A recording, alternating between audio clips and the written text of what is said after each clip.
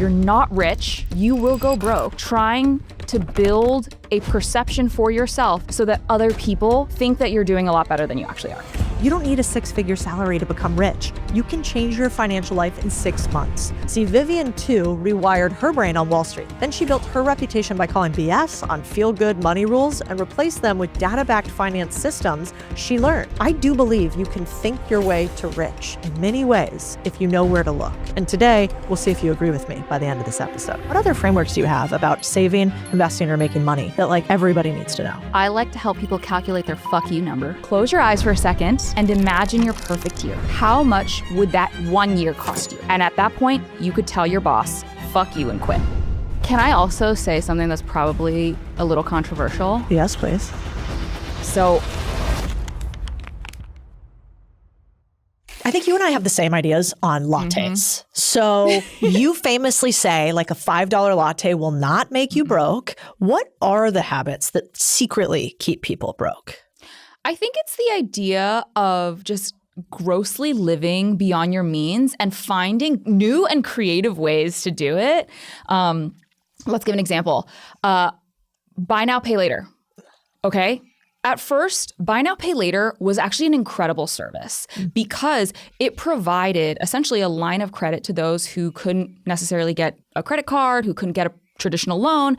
And this is when you were buying a refrigerator or tools for your work or a new laptop that you really needed to do your job.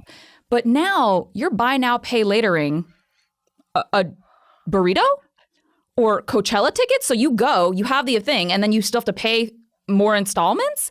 I just think that we have to have a real conversation with all of us as a society and say, when is enough? Because we are on this consumerism hamster wheel that is constantly going to tell you that if you don't have XYZ, you aren't special, you aren't important, you're not rich, and you will go broke trying to build a perception for yourself so that other people think that you're doing a lot better than you actually are.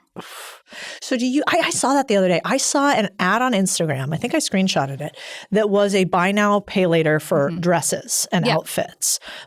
Do you think that buy now, pay later now is a way that makes most people broke? Most people should not use buy now, pay later? I don't, because here's the thing. If you were to use a, buy now, pay later service, Klarna, Afterpay, whatever, and used it perfectly, you could come out unscathed. How many people do you trust to do anything perfectly? I mean, I can't even make microwave mac and cheese properly half the time. I mess up a step or something. I just feel like the risk is too large. The reward is not worth it. If you can't afford it on your own, then you can't afford it. You need to be saving up for it. You need to be budgeting for it. And for me, I think that what they don't tell you is that if you do miss a payment, the consequences are very severe. And there are decently high interest rates on those loans because that's what it is. It's a loan. It's not some fancy payment strategy. It's a loan. In the same way that you would go out and borrow money from a bank and miss a payment, you're going to have the same problem here. It's so scary, isn't it? It kind of makes me think about, I don't know if we all just complain too much, if it is reality, but do you think it is actually harder to be young in this generation than it was previously? Is it harder to be young and feel like you're rich in this generation than previous generations? Of course. It is not in your head. It is not even, frankly, quote unquote, your fault. However, we have to understand the reality, but then also know what we can do to change it. So the reality is this. The cost of an education is sky high. Your parents could go to college, your grandparents go to college for $45 and a handshake. Now, a private 4-year education is multiple six figures. Homes have very literally 10x'd in cost over the past 100 years. Then you've got wage stagnation. That's awesome. The fact that our dollar just does not keep up with the rate of inflation. And just the fact that we have to recognize that we have so many more touch points of temptation, I'll call them, than our parents did. Because in your parents' generation, they had Keeping Up with the Joneses. They would look out their window with their little binoculars and be like, oh my gosh, the Joneses, they got a new station wagon. Or the Joneses, they got a new TV. Great. You can only see as close as your access gets you. You are actually basing your financial reality on someone who you have proximity to. Even if it's the richest person in your neighborhood, it's your neighborhood. But now with the 2x4 screen in your hand, you literally have unfettered access to levels of wealth that have, frankly, never before been seen. I have no business knowing what the inside of Kim Kardashian's private plane looks like. I have no business knowing what island some royal is renting out for their luxurious wedding. But once you start seeing these things, that becomes an anchor. And you've probably heard of anchoring bias. It's essentially, when you're given a reference point, you immediately think that your answer to another question should be close to that number. So researchers asked a question. It was like, hey, how many countries are in Africa? And these are people who didn't know the answer, but they would essentially incept a number. And based on the number that they would tell these people ahead of asking them that question, their answer would be slightly closer to that number than, there was some sort of statistical significance there. And the problem is when you are anchoring your life against private jet money, against private island money, against vacation every single month money, you don't live in reality. And I think it's also fair to say that you don't need private island money to have a happy life. And that's the difference. That's such a good point, because mimetic desire, the fact that I don't even know I want something until I see my rich BFF has it. I'm going to tell you what you want. Yeah, it is actually wild. And humans, apparently that is the only way that we know to want something or not. But I had never thought about temptation touch points before. And you're right. We are at a level where there is almost no way to escape them. We're here in New York City today. They're everywhere. Can I tell you something really evil? Yeah. So I started my career on Wall Street, but the second part of my career that is talked about a lot less is that I worked at BuzzFeed. And I literally worked in digital media strategy sales. And that is a fancy way of saying I worked with companies to put ads online. So maybe they were custom pop-ups in Flatiron, like in real life, or maybe they were custom joint business ventures. But the lowest and simplest level of an advertising partnership is a standard banner.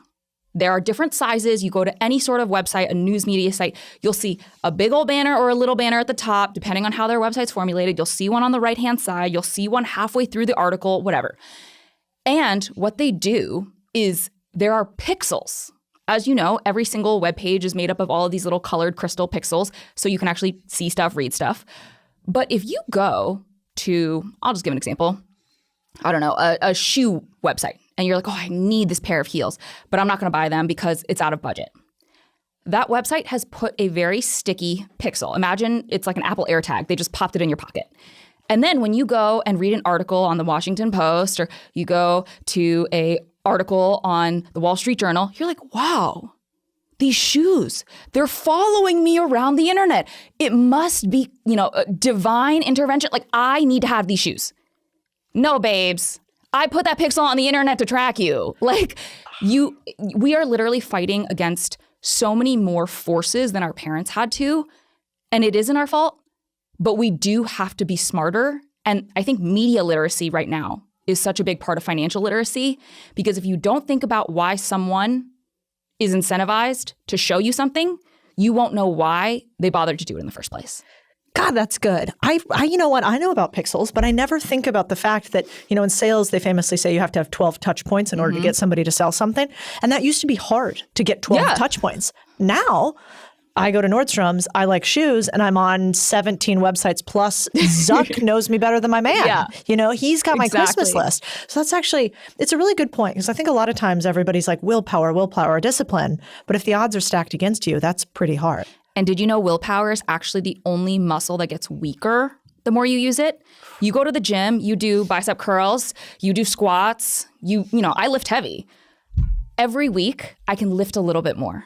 Every muscle gets a little bit stronger the heavier I lift, the more often I do it. Willpower? No. the more times you tempt yourself, the worse your willpower is. That's why in the morning, you're like, yes, I will have a light breakfast. And then at night, you're elbow deep in a bucket of mac and cheese. That's never happened to me ever. No, of course not. No, certainly not. Never. Not to us. No, I was laughing today. I was in a workout in the morning and with a girlfriend, and my team wanted to film some of it. And she was laughing because she's like, you're so much more serious right now in front of this camera. I didn't even realize it, but I guess I fuck around a lot when it's not there. But the point is, like, I don't even want to do the workout all the time. I don't want to be financially responsible all the time. So I guess you have all this inside information, from your time on Wall Street and JP Morgan and in advertising. Let's go back there for a second. Like, tell me what else. Like, what was one of the biggest lies that you found when you were at JP Morgan? Like, what lies are we told right now about finance that we don't even realize? I will say one of the biggest lies is just that it's rude to talk about money. I cannot tell you the amount of money conversations I heard for the first time in my life sitting on that desk as a 22-year-old with literally negative $4. And it was crazy to me because we're positioned as, hey, if you talk about money, it's gauche. It's very tacky. You shouldn't be doing that. But I would sit there and listen to the traders compare what the private schools that they sent their kids to cost. And I would hear them compare, which mortgage lender gave you a better rate? Pass me that guy's email. And then I would hear them say, hey, on the street, I was on the equities desk. When you trade a certain list of stocks, you are not personally allowed to invest in those companies. It's a conflict of interest, financial disclosures. We would literally have traders be like, man, if I was a betting man, I would put on this trade, but I can't because I work on this pad or like this list. People were literally giving each other ideas that they personally could not benefit from. They would constantly be talking about money. And that was the craziest thing. For people who are in the beginning of their financial journey, the hardest feeling is feeling like you don't have enough money. But once you get to that level, on Wall Street, what I learned is people have a harder time finding opportunities to actually deploy that capital. They're trying to give that money away faster than they can spend it. But you know what? It has to be a good opportunity. It has to earn them something back. It has to be worthwhile or additive for their life. But I really do think there's power in having that conversation. The inside of the richest rooms, they talk about it all. I mean, when I was at Goldman in finance, they did what was called a club deal. Mm-hmm. And I never knew what a club deal was. And that just meant like, I guess it came from the 19th hole, like the golf course. Yeah. So the clubs where all these dudes would go, they would sit and talk about deals. Hey, I'm going to invest in this real estate thing. You guys want to get in? That's where I learned the first term syndicate. That's when a group of us all get together. And I realized, some of the best deals, they're never for the public. They're only behind closed doors. That's that friends and family. Right. And in the beginning, you can't even really have that matter to you because you're in survival mode. Mm-hmm. But I think it's really important to often know what's behind the closed doors that nobody even knows about. I think it's important to eventually be in the room that it happens, but you have to know that room exists first. Yeah. And I had never seen it. Like, I grew up very much middle class. My parents were both immigrants. I was the first generation kid. Like, we didn't have these conversations at the dinner table. But what I noticed was those conversations were being led by the third generation trader. It's not even that he had money. His dad had money and grandpa had money too. And so it's almost woven into your DNA to be comfortable having these conversations when for the most of us, we're just not born into that. Yeah. Do you have a philosophy on old money versus new money? Absolutely. I think the difference is social capital. And I'll explain. So basically, when I was young, my parents were not consuming content. They were literally just working and trying to survive. And so when I would go to school on the Monday and people would be like, oh my God, the Ravens, they won this week. I'd be like, the Ravens, what is that? Like, I didn't know what the football team was. Or they'd be like, yeah, like my favorite band, like the Beatles. I'd be like, the Beatles? Like, what is that? And it was always like, even as I got older, it was like, have you seen this movie? Like, no, I have not seen that movie. Sorry, my Chinese-speaking parents have not shown me the greatest 100 movies of, our time. Like, I did not have those unspoken things that made you cool. And I thought when I finally got to Wall Street, when I had gotten, that great education and gotten to this private zone, that I was finally in the club. I wasn't even on the same block as the club. And so unfortunately, I learned a lot more lingo there. So when guys would say, yeah, this weekend we're heading out east. East of where? That's code, by the way, for the Hamptons. Or it was something along the lines of, when we ski in Zermatt and we go to Gestad and there's Courchevel. Like, I didn't even know how to spell these words, much less knew where they were. And there was this essentially club, unspoken, that you had to be a part of. Your dad had to have taken you to that ski resort, or your mom's family had to have had the house in Montauk. Like, you were summering there. Summer is a verb, by the way. Never heard it before that. Me neither. And for me, I would say now I'm proudly new money, because when I think about all of these little touch points and this if you know, you knows, it feels a little cheap. It feels like you're buying friendship. You're buying access. And what I love about being new money is that I'm tacky. Like, I don't want to stay at the bed and breakfast in, New Hampshire that Papa had a steak in. Like, I don't want to stay there. Like, I want to stay at the newest, nicest place with 1,000 thread count sheets. I want it because I can afford it. I want it not because it's tasteful, not because it's quiet, subtle. I want it because I can have it. I love that. Very unapologetic. It makes a lot of sense why millions of people follow you on the internet, because I think it's also refreshing. There is this movement to try to be something that you're not. Like, you get money and then become something different. But I do think, to your point on rich people speaking differently, it's really hard to learn the inner workings of a culture if you don't speak the language. Yeah. So if you don't speak the language of the wealthy, well, then it's kind of hard to become wealthy. Mm-hmm. And so it's almost like you have to learn these words, and not just the fancy summering things, but you have to learn the words like we were talking about it before, 2 and 20, LP, GP, like all of these words in finance keep people away.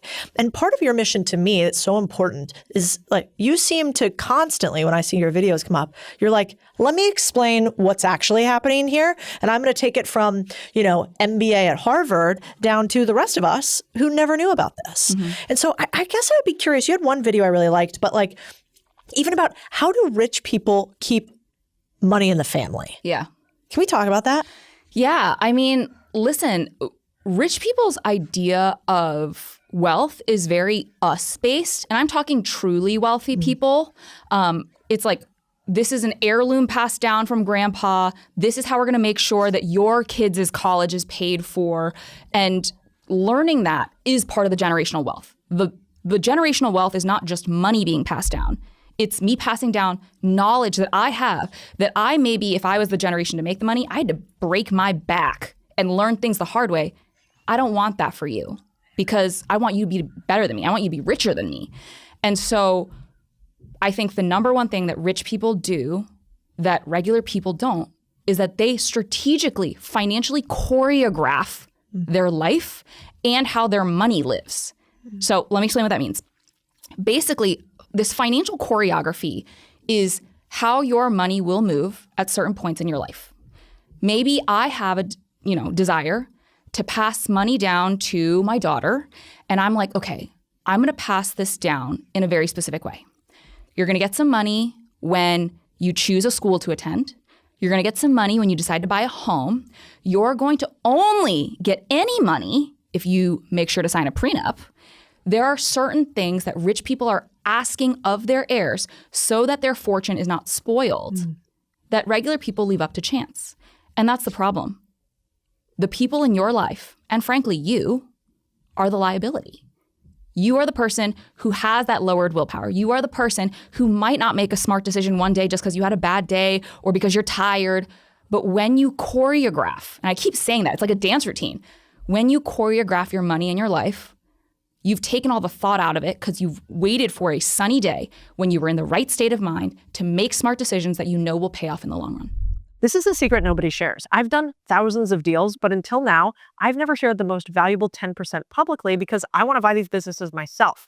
Then I realized that if you guys buy the businesses, I get to do the deals with you. So this year at Main Street Millionaire Live, it is your chance to see our insider strategies. I'll teach you how we find, buy, and scale a business step by step with the frameworks that I literally use to buy all these businesses. So if you want to go from an aspiring owner to someone actually running a profitable business, join me. I'll give you my blueprint, and maybe we end up doing deals together. Let's talk prenups. Do you think everybody should get a prenup? Yes. What are the details? Why and how would you set up a prenup? Well, Cody, because if you don't get a prenup that you make yourself, you still get one, and the government gets to write it. And I don't care if you are left, right, center. I do not trust the government to know me and my partner as well as I do. Nobody should know me and my partner as well as me and my partner do. And so I feel like the nasty phrase thrown around prenups is like, oh, you don't trust me? Like, you think this is just we're going to get divorced? No. But like, you buy car insurance, don't you? You buy home insurance. You buy health insurance. You planning on getting into a crash, losing your home, or getting sick? No. This is just a security blanket. It is essentially insurance. And why it's so important to me is because it can be so tailored to your relationship. So I'll tell you what's in my prenup. My partner and I, when we first started dating, he made a lot more money than me. He covered all of our expenses. He was very generous. And ultimately, because he spent so much more of his money and I saved so much more of mine, when we bought our home, we didn't put in 50-50 amounts. But I wanted to make sure that we were still 50-50 on the house because I only had that money because he took care of me. And that's a loving thing to do. So everything going into our relationship that we have, 50-50. All assets, cash, everything, while we're married, 50-50. The only carve-out being the equity and ownership in my business, because if something were to happen, I would not want my ex-husband having any sort of ownership stake or say in how I run Your Rich BFF. And I think this is so powerful because the biggest thing a prenup can do is protect you. Think about if you are a stay-at-home parent. You are making a huge sacrifice in your personal career. You are doing endless unpaid labor that is so critically important to a family. Your family can't run if you don't do that work. But if you are not making a traditional income and you do not have some sort of protection in place, what happens in 10 years when maybe, say, you get cheated on? You're going to walk away with nothing. The only reason your partner was able to go out and work hard and earn that money is because you took care of everything at home. Whatever your prenup says, it should feel just. And I'm not saying equal, I'm saying fair. Because based on what you are bringing in and what you plan on contributing during the life of the marriage, you should have a clear way to divide that. Yeah, I'm having dinner tonight with James Sexton. Do you know him? I'm obsessed Divorce with lawyer. James. Yeah, Love. we've become buddies. He's close with my husband. They're both like jujitsu guys.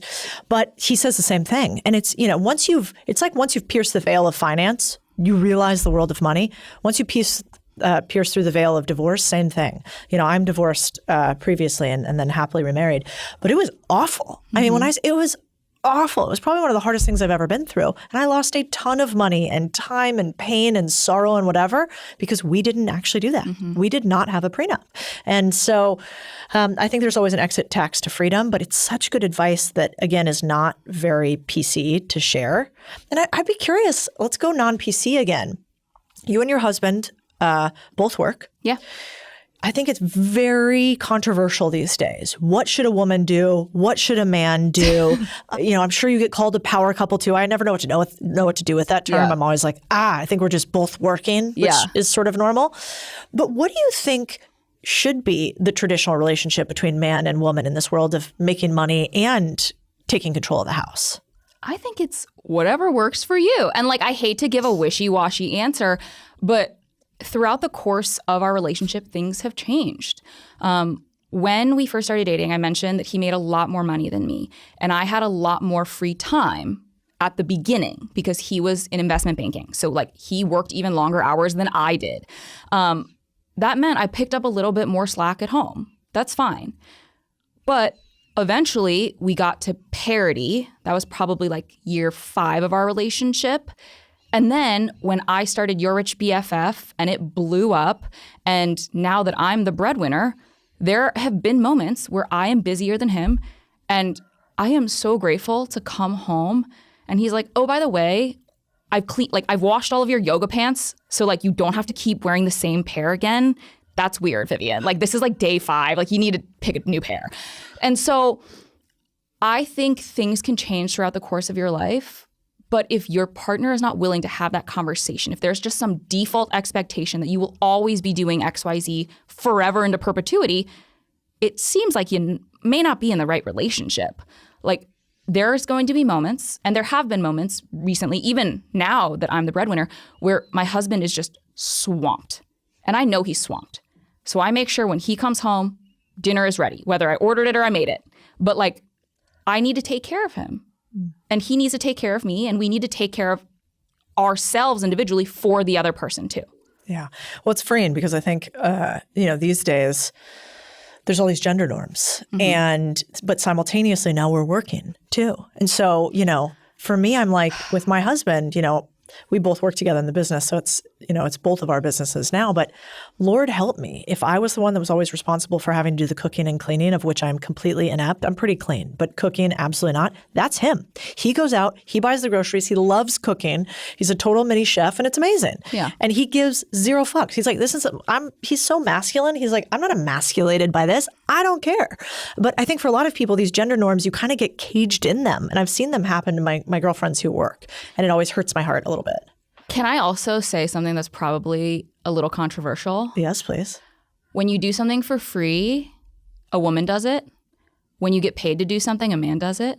So when you cook at home, you're the one who's expected to do it. The wife cleans, the wife cooks. Tell me why there are so many significantly more Michelin-starred male chefs than there are women. Why? Because suddenly it's your little passion project to make glazed pork belly and have an arm tattoo sleeve? Like, why? Why is that your career? Why does that get to be a thing that you are highly paid for, to have your restaurant group? But when mama does it at home, you should be doing that. That's unpaid labor. Lame. Yeah, it's very weird. But, I do think it's changing. Like one benefit, I think, I see people, business owners, men and women coming together every single day. I think the problem is you just can't be expected to do both. Like if I'm working all day, I'm not coming home and then doing all the housework too. That's unhinged. Well, I think the safe thing to say is that if you want a traditional wife, then you have to be a traditional man.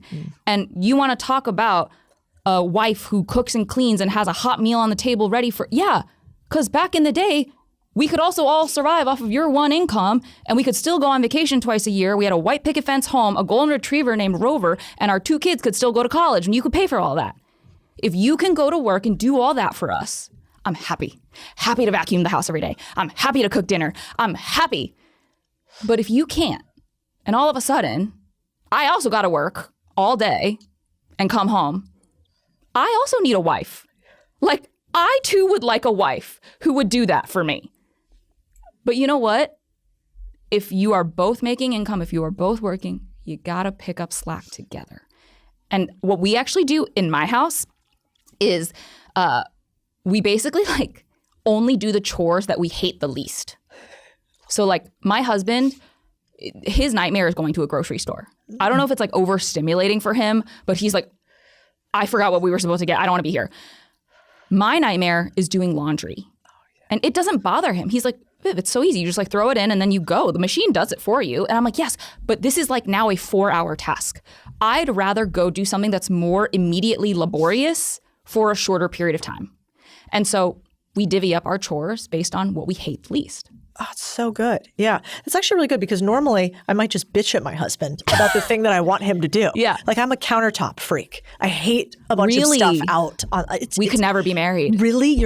I am disgusting. Oh my God. I think we always marry the person that triggers us the most. Yes. Like it's probably so I can learn patience and that doesn't matter. But I lose it. And so much so that my husband now has a saying he always says to me, he always goes, don't touch my stuff. And I'm like, because I'm like that OCD person behind the husband cleaning it up as he's trying to make a meal. It's unhinged. And so, but I like the idea, instead of me yelling at him all the time, I just need to take care of it. And so it's like this same thing. It's so good. Okay, what about, I want to talk a little bit about, you talked about things that you hate, and that's how you choose what to do. What if somebody hates budgeting? Like, what do you do if you're a person that hates budgeting, but you know you have to save? It's a reframe. I think budgeting needs to get a new PR team because budgeting, I feel like, is so looked down upon. It's like, budgeting is going to tell me no. Budgeting is the reason I can't do anything. No. Budgeting is the reason you can go out with your girlfriends for drinks and not worry when the bill comes that your card's going to be declined. Budgeting is the reason you can afford to go on that vacation and not be like, is this pina colada going to set me over the edge? Like, budgeting is the reason why you get to have the experiences you want out of your life. And so I think first we got to reframe. But second, if we're going to be practical here, I like a finger to the wind budgeting strategy, which is just the 50-30-20. So your take-home pay, 50% of it goes towards needs. I'm talking housing, I'm talking utilities, transportation if you got to use it to get to and from work, basic groceries. 30% goes towards the wants. So this is dining out, entertainment, seeing friends, getting drinks, whatever. And then 20% I always say is taking care of future you. And that covers all things like saving, debt, pay down, investing, all those things. And the hope is that over time, this isn't going to stay 50-30-20 forever. The hope is that, as you make more money, as your investments start generating more income for you, the 50 and the 30 become a smaller proportionate amount of what you are having come in the door. And that 20 can actually become a larger and larger percentage of what your money is used towards. So like back when you were paycheck living, like if somebody's listening right now and they're like, all right, I'm going to do this. Vivian seems smart. She was on Wall Street. I'm going to listen to her. What would that look like? Like, what did you do when you got a paycheck in order to start saving? What is the step-by-step that someone should do? Yeah, there was no step-by-step because if there was a step-by-step, it wasn't going to happen. So in New York City, I remember this too so vividly because you get 2 paychecks a month. And I was living paycheck to paycheck my first year working on Wall Street, which is so ridiculous because the rent was so high. My expenses were so high just because it was so expensive to live here. One of the paychecks, immediately I knew was going to rent and then it was gone. But what I would do is in the portal where it's like day one, they sit you down for orientation. They're like, hey, give us all of your information, your bank account, routing number so we can pay you, da-da-da. You give them your checking account. And then you never think about it again, but you can actually go and change that. So if you go into your workplace portal, you can change where your paycheck gets deposited. And what I ultimately had to do was automatically set aside 10% of my every single paycheck to go somewhere else. Yeah. Because when it was out of sight, it was out of mind. And then I was able to say, well, I only have this much left. This is how much I can spend. And so there was no temptation when I knew I didn't have the money. But all the while, my savings account is getting bigger and bigger. And at a certain point, I pivoted from even just saving to investing. And so I think taking all of the willpower, we talked about this, out of it. You don't want to build willpower. You can't. You want to build infrastructure, choreography. Because once you have those dance moves in place, there's no guesswork. Yeah. It's funny because even in business, we teach the same thing. We have an idea that businesses should be profitable. I know it's shocking, but a lot of times we're business owners and we pay ourselves last, and then we allocate to new things and we're investing in our business, right? Well, most businesses never sell. Most businesses do not have an end date. They just close. So if you think about it that way, you're not paid along the journey at all, then that's really problematic. And so I have the same belief that in business, you should take the first 10% of every dollar that you make and you put that in your bank account, not in your business's bank account, in your bank account. And it's really painful for business owners to do because they're like, I'm going to run out of money. I have to spend all of this. If you're going to run out of money, you might need to change some parts of your business. 100%. It's just financial discipline as opposed to willpower, which I think is a real differentiator. But let's actually talk about this. So you've got your cash allocation, your cash investment now. I never really knew how much money to keep on the sidelines. So like how much is too much cash to have sitting and how much should you have? I think there's a number of different levers that I think about. So the first lever is typically what you as an individual, your demographic is. If you are single as a Pringle, you are just worried about yourself, you and your pet rock, 3 to 6 months of living expenses in a high yield savings account is usually appropriate. If you're a head of household, you got kids, maybe you're part of a family, 6 to 12 is probably a little bit safer. But now let's talk the levers. If you have a more traditional W-2 job, then you might be able to get away with the lower end of that range because it's probably easier to find replacement work. You're a freelancer? You're going to want a little bit more buffer. So that lever goes that way. But then it's like, finding a entry to mid-level job, there's dozens of them. But if you're more senior in your career, the job hunt might take 2 years before you find the right fit. So you might need to be on the higher end of that range if you are more senior in your career. And so there's all of these different levers, or maybe it's like, hey, one of your children has special needs. That payment to whatever service or whatever sort of private schooling or something cannot stop. You're going to want to be on the higher end of that range. You have to think about your life and where you fall. I like to do the 3 to 6 and 6 to 12 months as a jump off point, but then you need to pull all of your own levers and decide if you need to be on the lower end of that range, the higher end of that range, or maybe even bump above, or, where you need to live to feel safe. Mm-hmm. That money is not for today. That money, essentially what it buys you is time. If you no longer have money coming in the door, how long could you last with your current lifestyle? And that is what the emergency fund actually gets you. Yeah, what's wild is how few people know that. I mean, we were playing a little game on the internet a couple of weeks ago where we were asking people, what is your hourly rate? Mm-hmm. Most people actually don't know that.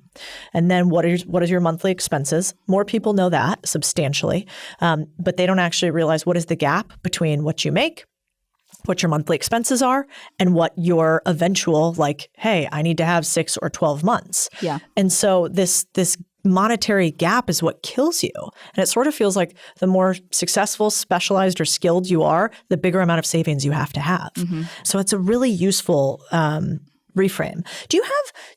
What other thing that I love about you is you're so framework oriented, which makes things easier to remember for people, and me included, because I'm very forgetful. So when you're thinking about personal finance and budgeting, are there other frameworks that you're like, why don't people know this? I need to tell them about it.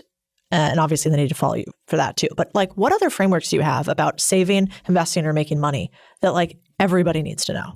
I like to help people calculate their fuck you number. Let's do that. Yeah. I love it. This is what super does fun. This even mean? Okay, fun. Okay, so if you're driving your car, don't do this. But if you are seated somewhere safe, close your eyes for a second and imagine your perfect year. You get to live where you live.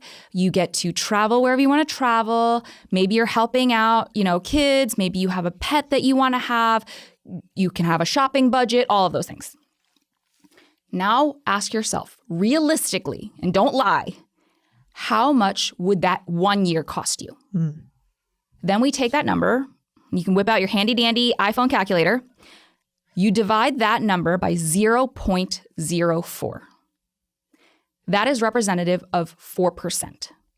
And the reason we use that is because 4% represents an incredibly conservative return on your investments. So this is what you can decently get right now from a high yield savings account, which is effectively risk-free. So we're pretty confident you can get this return. The number that you get, that you've now just calculated, is what you would want to have invested. And at that point, you could tell your boss, fuck you, and quit. Because your investments would be able to sponsor your lifestyle. And you could have that lifestyle into perpetuity, never eating into that nest egg, because how much that nest egg would earn you every year would cover your expenses. So hot. Also, it's a fun game. It's such a fun game. Do it with your partner. We like to fantasize a little bit. And I'm like, okay, so if I'm living on a private island in Bora Bora, yeah, you can do that. It's fun. But also, it's realistic, because if you don't know what goal you're trying to go towards, you're just running into the horizon and hoping for the best. Yeah. And I think it helps you not get so scared about money, because if you can move into the creativity zone, it's way harder to have the scarcity, the, lack zone. So I love that. Maybe that's a fun way to start out the new year. Yeah. Even just imagining it and feeling like, it was funny. My husband and I the other day were looking at some of the greats that we follow, like Napoleon, Alexander the Great, Marcus Aurelius, like old school guys. And he came up with an interesting assertion, which is that none of them actually ever hit their goals. Like, they had crazy goals. I mean, Napoleon wanted to take over the world. Marcus Aurelius wanted to revive the Roman Empire. And they never actually hit them. But their goals were so big that where they fell was Pretty cool. Shoot for the moon, land among the stars. Very true. Yeah. Napoleon, genocide and take over the world version. Crazy. Small little issue. Okay. I want to talk now about money and relationships in some ways. So let's say, for instance, that you're about to marry somebody. You're really considering it. Yeah. What money questions do you always ask somebody before you marry them? Let's do a little Foursquare. These are the 4 things you need to know. You need to know what you make, what you have, what you owe, and what you spend. So this is going to talk about income. You should know what your partner makes. Like, I think that's a pretty simple one. You should know what assets, the have, your partner has, debts, what you owe. You need to know all of those things. And then also just generally what you spend on, because I feel like that is such a representation of who you are as a person. And I think one of the great frustrations I have with finance and relationships is that nearly 50% of couples don't talk about money until they're engaged. Isn't that crazy? Yeah, I did. I talked about all of it. Yeah. Did you talk about all of it? I talked about finance with my husband, my now husband, 30 days into our relationship because I moved into a cockroach-infested apartment and I basically needed him to bail me out of it and let me live with him after knowing me for 30 days. But I had to be straight up, this is how much money I have. This is how much money I make. I don't have any more money. I'm about to break this lease. It's going to cost me $8,000. It was all the savings I had at the time. Please help me. And it was so pathetic. I felt so just weak, small, lonely. And he responded with such warmth and kindness and understanding. And he told me all of his numbers. And this is not to say that we are the perfect couple, but one thing we have never fought about is money. Is there a number where you think, Lord, if that's what their credit score is and that's how much debt they're in, don't do it? Is there a breaking point? I don't think that there is a breaking point, but it does make me wonder. Because my question for you is this. If you are a grown adult with a credit score that low or a debt number that high, why haven't you made a plan to fix that? Because if you don't have a plan to improve those things, maybe it doesn't bother you. Maybe you're okay living like that. I'm not. I want to make sure that we can eventually buy a home together, or we can eventually get a family car, or I'd like to go on vacation. God forbid. I want to relax one time ever. But if you are going to legally tie yourself to someone, especially knowing that there are places that are community property states, you might have to assume somebody's debt if they take on a secret credit card while you guys are married. If you already have problems managing your overall financial health, that doesn't bode well for us. And it doesn't bode well for a lot of other things. In the same way that if someone is willing to lie to you about secret credit card debt, they're probably going to lie to you about other things. It's really hard conversations now, easy life later. Exactly. And so you can have the hard up front or you can have it later. And Lord, I wish somebody would have told me that in many ways. That was ingrained in you, by the way, by Latina parents or Latino parents. Because my mom always told me, she was like, you can't have fun 2 days in a row. So it's you could either do your homework today or do your homework tomorrow. And you could go see your friend today or see your friend tomorrow, but you could never see your friend 2 days in a row. That's amazing. Also such an Asian mom thing. I feel it's so good. I want to talk about okay, this is a little bit granular, but let's get granular. Beginning of the year. Let's say that your partner does make way more money than you do or way less. Do you split things 50-50 or how do you have that conversation with your partner about who pays for what? Yeah, you can split it 50-50 if you want to break up. No, listen, I am someone who doesn't believe in things being equal. They have to be equitable. Because say we're dating and you make $250,000 a year. And I make, I don't know, let's call it $80,000 a year. We go and get an apartment together and the rent is, $4,000 a month. That is a huge proportion of my income, right? $80,000 after taxes, you're probably looking at maybe $60,000 if we're lucky. $2,000 a month times 12, $24,000. 24 grand of 60 grand is what? Over a third. 24 grand of 250, let's say you walk away with 175. Oh, that's weird. That seems to be a much smaller fraction. No, we are not paying a commensurate amount on our rent. Because of that, I am shouldering a larger burden than you are, even though we are paying the same. And the problem with that is over time, that leads to a lot of resentment because you know what's going to happen? You're going to pay the rent and then you're going to go about your merry way. You're going to go to sushi dinner. You're going to be able to go on vacation. You're going to buy nice clothes. I only have 36 grand left that I'm working with. I'm not going out to sushi dinner. So then I'm going to tell you, hey, I don't want to go out to date night. You're going to think I'm a killjoy. I can't afford to go on vacation. So now you have to go by yourself and I'm just sitting at home like hating you via Instagram. Like I will build so much resentment towards you because you are living in a completely different universe than me. I think every couple should split things in an equitable fashion. That can be proportional, doesn't have to be. That can be, one partner just says, I'm going to cover it all because you make so much less than me that I want you to save and invest your money.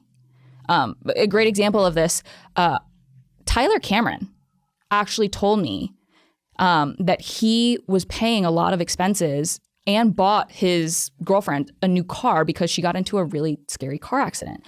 And when he told me all of that, he like made a comment. He's like, yeah, that's probably not great financial advice. And I was like, well, actually, I think it is great. Because if you really think that you are going to have a deep relationship with this person, you want to take care of them and do right by them. And if you're making meaningfully more money and it's no problem to you, why not set your partner up for financial success so that when, hopefully things do progress down the line, you're both in a healthy financial state? Yeah, it's fascinating because I think this conversation will help if you're struggling with it. This is such a mathematical way to explain how to split things. And oftentimes we don't talk about it. Then if you do talk about it, you talk about it generally like, well, I feel like I can't pay for all of this. That's not a very useful way to have a conversation. If instead you could say, well, here's a way we could do it proportionally. Here's why I think it makes sense. It's kind of like a masterclass. So if I was struggling with how to do something with my partner, I would use your words. And it's so crazy too, because when it's things that are not money, it's never this challenging. So like when my husband and I order a pizza, we do not split this pizza down the middle. I know for a fact that he is probably, 60 pounds heavier than me. He naturally is going to need more calories to feel full. He's taller than me. He's bigger than me. So yeah, if I give him an extra slice, I don't feel jilted, right? Like that's my allocation of pizza. Like you would never feel that way. Low. But when it comes to dollars, all of a sudden people they get their pants in a bunch. Yeah. And I think if we think about money as care, people become a lot less sensitive to it. Yeah. You also make money fun. Like the name of your new book is Well Endowed. And I LOL'd when you first gave me a copy of the book because, when money is either a game or mathematical or fun, it's just easier to talk about. There's some emotional burden that comes off of talking about money. So I want you to talk about it because I think this book is important for people. What is in Well Endowed? What are they going to get out of it? Why do people need to read it? Yeah. So I think it'll make a lot of sense when I explain the title. Even though being well endowed is like a general like crass joke that we make, if you actually look at the phrase well endowed, it is in reference to an endowment. And you've probably heard this word before. You've heard of Harvard's endowment, or maybe a big donor gave your favorite charity a pot of money to use, and now the charity has an endowment. What does an endowment actually mean and what does it do? It is essentially resources and funds that allow an organization to further its mission into perpetuity for the rest of time and achieve their goals. That is exactly what I want to do with every individual person.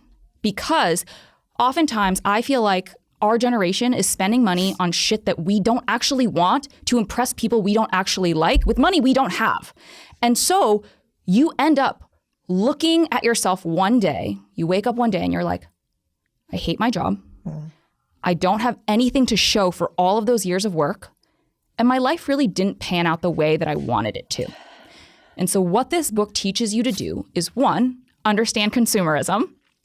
2, navigate some of the biggest deals of your life, whether it's buying a home or a car or insurance, learning how to actually navigate finances with a partner, how to maybe set your kids up for financial success, get to your happily ever retirement, and then still be able to build an estate plan to leave something behind on this earth once you're gone, whether it's for Fluffy, your favorite pet dog, whether it's for your 2.5 kids, whether it's for your partner, whether it's for the rest of your family. I want you to feel like you got the most out of this life and we're still able to pass something on. That's so good. You know, I know what I'm going to do with my first $20 here, which is I'm going to spend it on this book. But let's say that somebody listening is like, they have $10K. Yeah. They have $10K to allocate. It is their, investment money or whatever. What do you think somebody should do besides buy the book with your first $10,000? First and foremost, nearly half of the country has it. So what we're doing is we're paying off our high interest rate debt. And that is, my friends, credit cards. We are getting rid of that debt. The reason why credit cards can become so nefarious is because the APR on them is so high, usually somewhere between 20 to 30%, meaning that debt is compounding fast. So APR meaning the interest rate. Yes, APR being the interest rate every year. You want to make sure you wipe that because that debt can grow faster than the vast majority of investments that you can even make. Once you have that in a good spot, I want you to think about different time horizons. So maybe you want to have really long-term investments. Those are the ones for retirement. Perhaps it's something simple as putting your money into a target date retirement fund. All you have to do is calculate the year where you turn 65, round to the nearest year ending in 5 or 0, and then just picking, Vanguard, target date retirement fund, and then the year that you just calculated. Perhaps then you've got some shorter time goals. And maybe that's, I need to think about investing in a 529 because I want my son to be able to go to school and I'd like to help with that. Not only do you get a state tax benefit for you in 30 plus states, but also that money grows tax-free, can be used for educational expenses tax-free. If your kid ends up being some sort of football star and doesn't need the money, you can roll up to $35,000 of it into a Roth IRA for kiddo. And frankly, if you still have money left over, you can change the beneficiary of that account multiple times.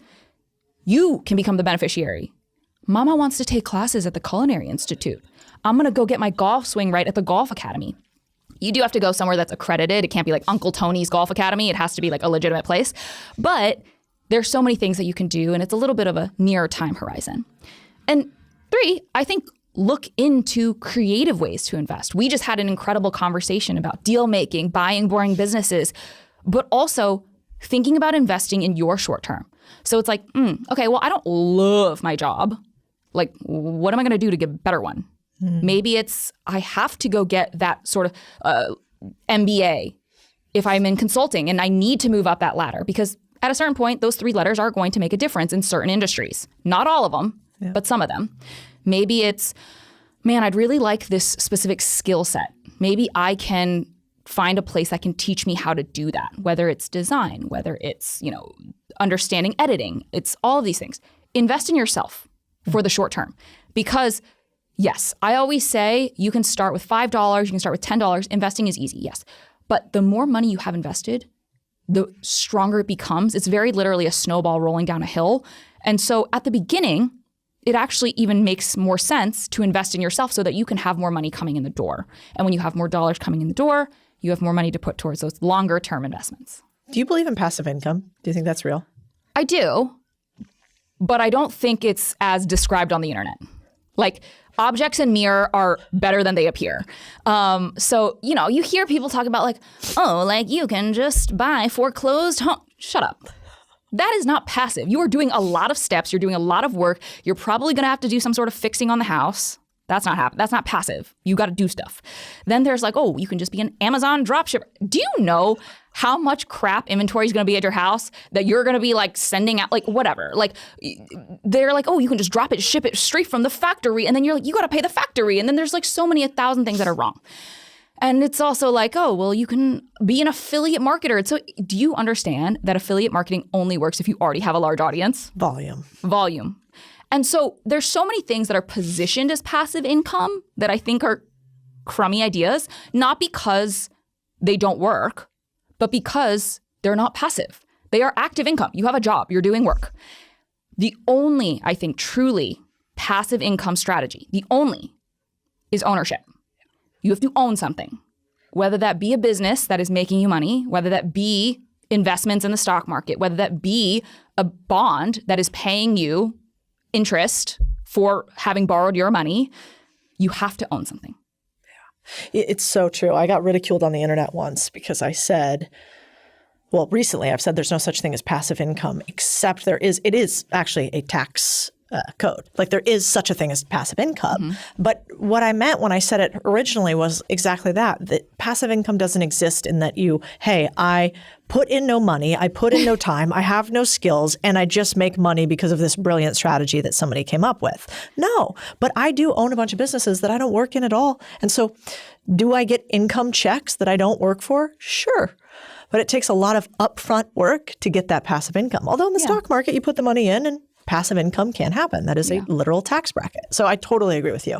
In the same way that like, you're like, yeah, I'm collecting these checks, but you're not collecting those checks because of something you did just now.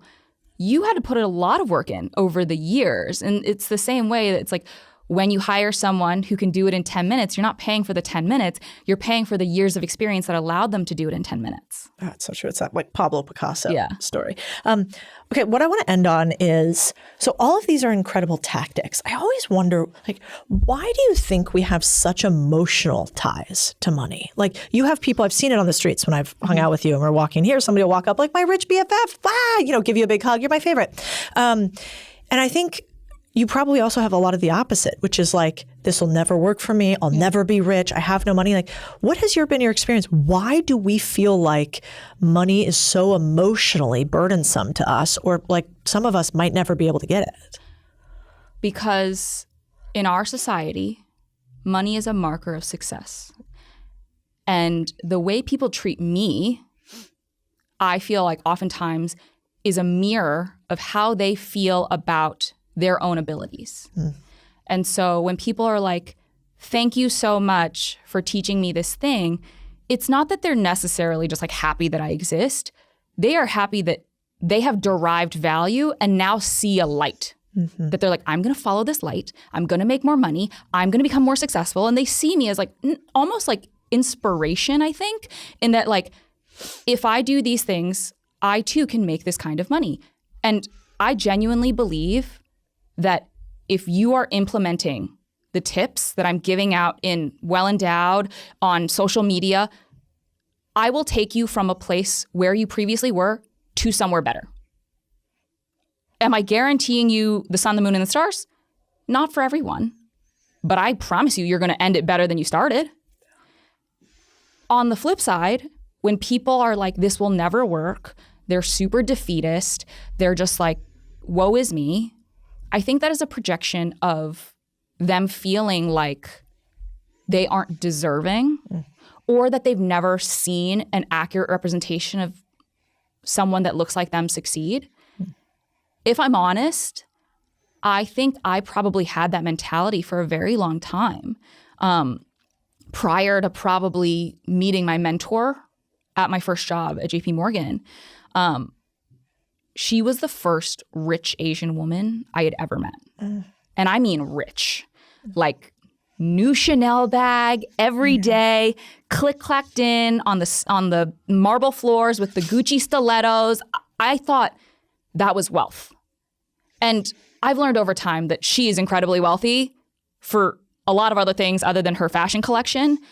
But seeing her succeed was the first time I could envision myself in that lived reality. Because the only rich people I had met up until that point were all white guys. And I say that lovingly. My husband is a white guy. But it was very hard to picture me in it until I saw it myself. So true. Actually, you know what? My first rich mentor that was a woman was an Asian woman, Yang Butler. Total Really? shout out. Yeah, Filipino. And same thing. I remember when she told me when she moved, I was at State Street at the time. She's like, when I moved from San Francisco to, Boston, she's like, it's really hard, a lot of stuff that I had to move. She's like, the toughest part was like getting the semi-truck outfitted for the wine collection because it had, I remember thinking, bitch got a wine collection? Yeah. I thought it came in a box, I just didn't even, but I loved watching her live her version of a rich life. And she was the same. She had lovely back. She was like beautifully sort of dressed. And I think she went to Harvard or MIT. I can't remember which one. So she had like all the trappings, but she was first gen. And I got to watch her and learn from her. And she was the very first one that talked to me about investing my own money and like getting up on the balcony and sort of seeing things from up high as opposed to being in the mix. And I'm willing to bet that she probably at some point was generous to you in a way that no one else in your life had been in the past. Oh, yeah. I went over to my mentor's apartment one weekend. She was cleaning out her closet. She had a pair of YSL heels with a gold toe. And they were black heels, gold toe, very classic, beautiful. And I don't know why she had never worn these shoes. I think they might have been just a smidge too big for her or whatever. They weren't the right size, but she forgot to return them. Forgot to return a pair of $800 shoes. And she gave them to me. And that was my first real designer thing. Yeah. This was before I could buy my own. Like, those shoes allowed me to close my eyes and imagine. It's so, and I think, for the people who follow you and the people who are listening, I think there's always two buckets. The person who's listening that needs to implement all this in their life and that hungrily wants their first pair of YSL. But there's also probably the person listening that already has all of this. And it's like the impact you can have on one young Vivian or Codie or whoever by being rich and showing that it's not always a bad thing, by being giving when you have it and sharing not just the stuff, but the knowledge is so beautiful. So truly, I think your movement is so important. I love following you on the internet. I've already told you that. I'm so excited for this book. I haven't gotten to read this one yet because it's brand new, but I read your last book and I'm just so glad you're here. And if you don't already follow Vivian on the internet, my rich BFF on all the social channels. Your rich BFF. Oh, she's mine. Well, yeah. It's mine, not yours.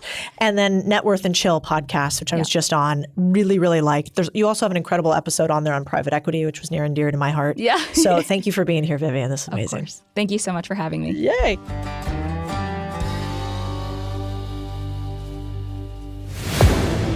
We are sitting on a generational wealth creation event. If you're here, this means you're a builder.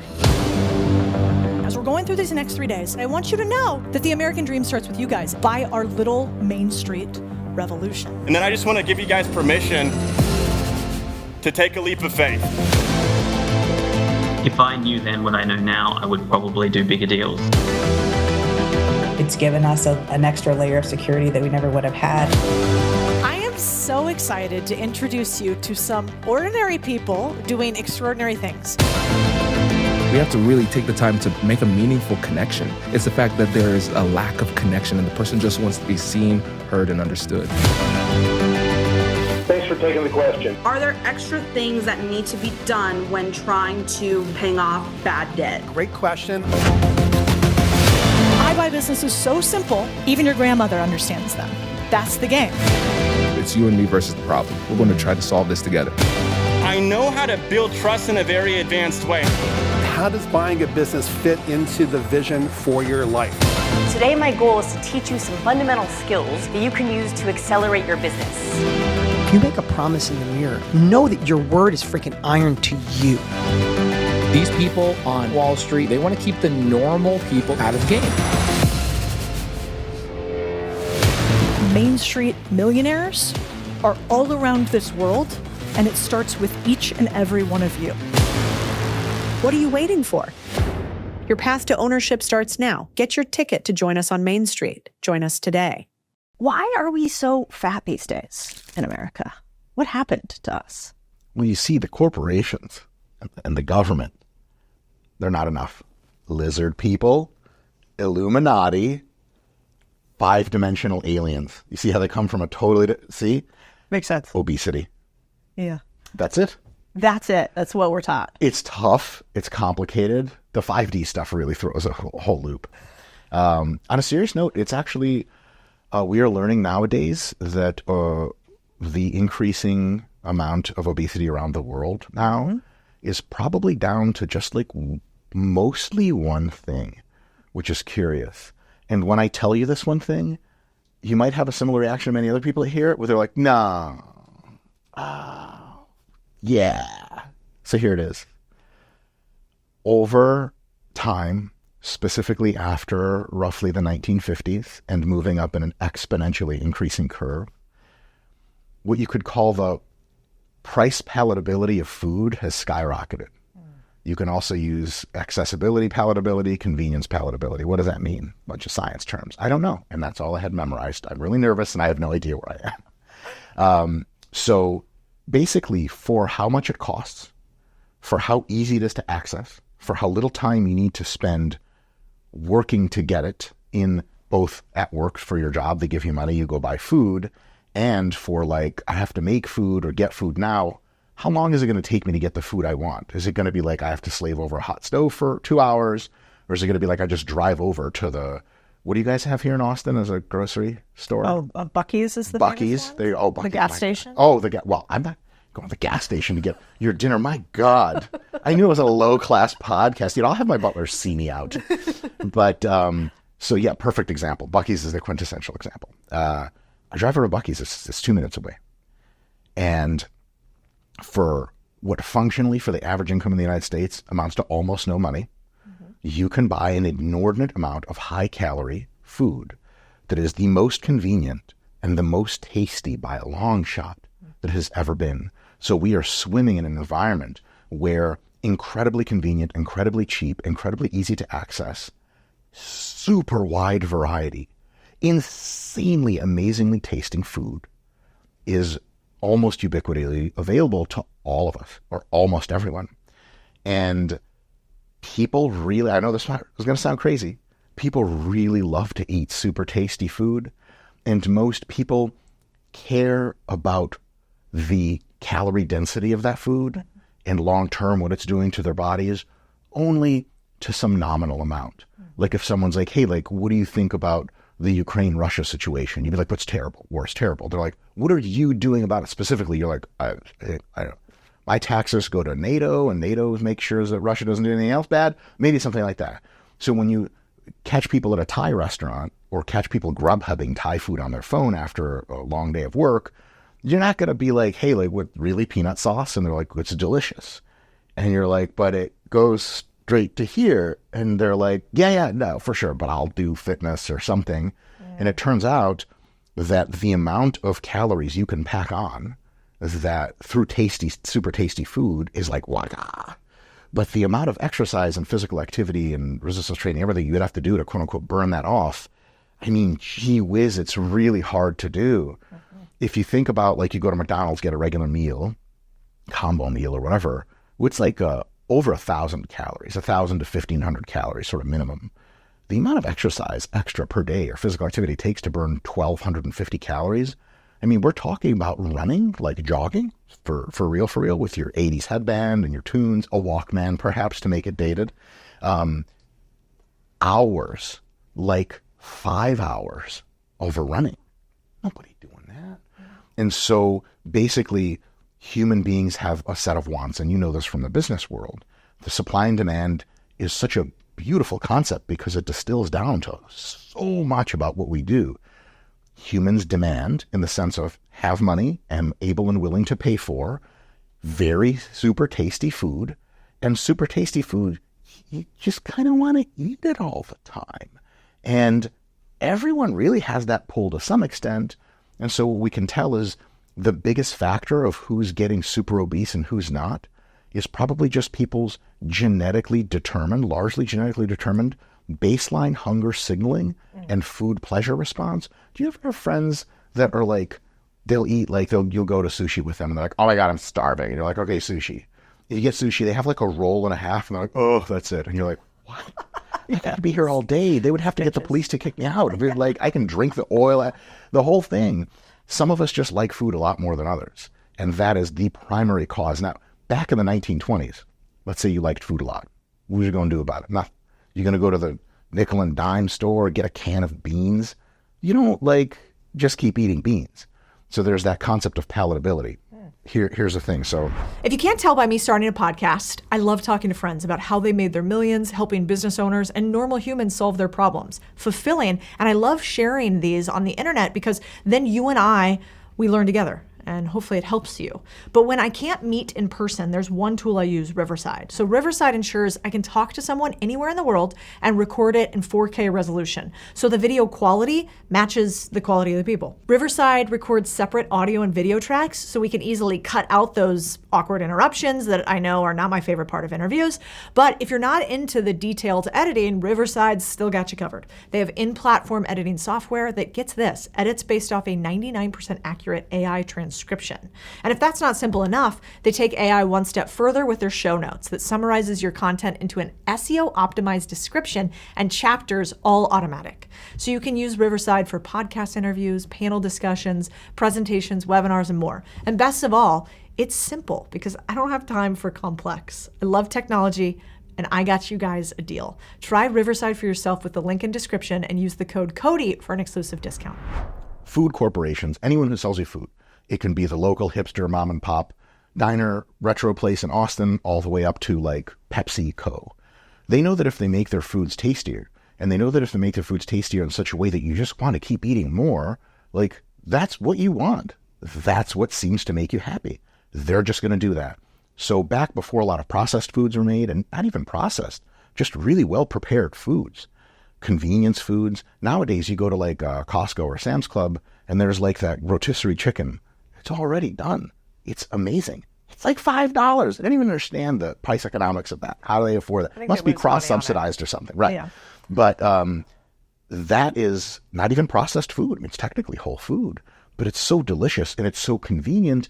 Back in the 20s, 30s, 40s, if you wanted to really gorge yourself on amazing, fun foods, you'd have to have an Italian grandmother or several in your home preparing food. And all those videos about how food prep used to happen. Hours and hours to make lasagna or to make any kind of special dinner. Nowadays, it's minutes. And in order to have really, really good food in the 1930s, you'd have to be living pretty large. Poor people, middle-income people, they had to kind of subsist on food that was annoying to make.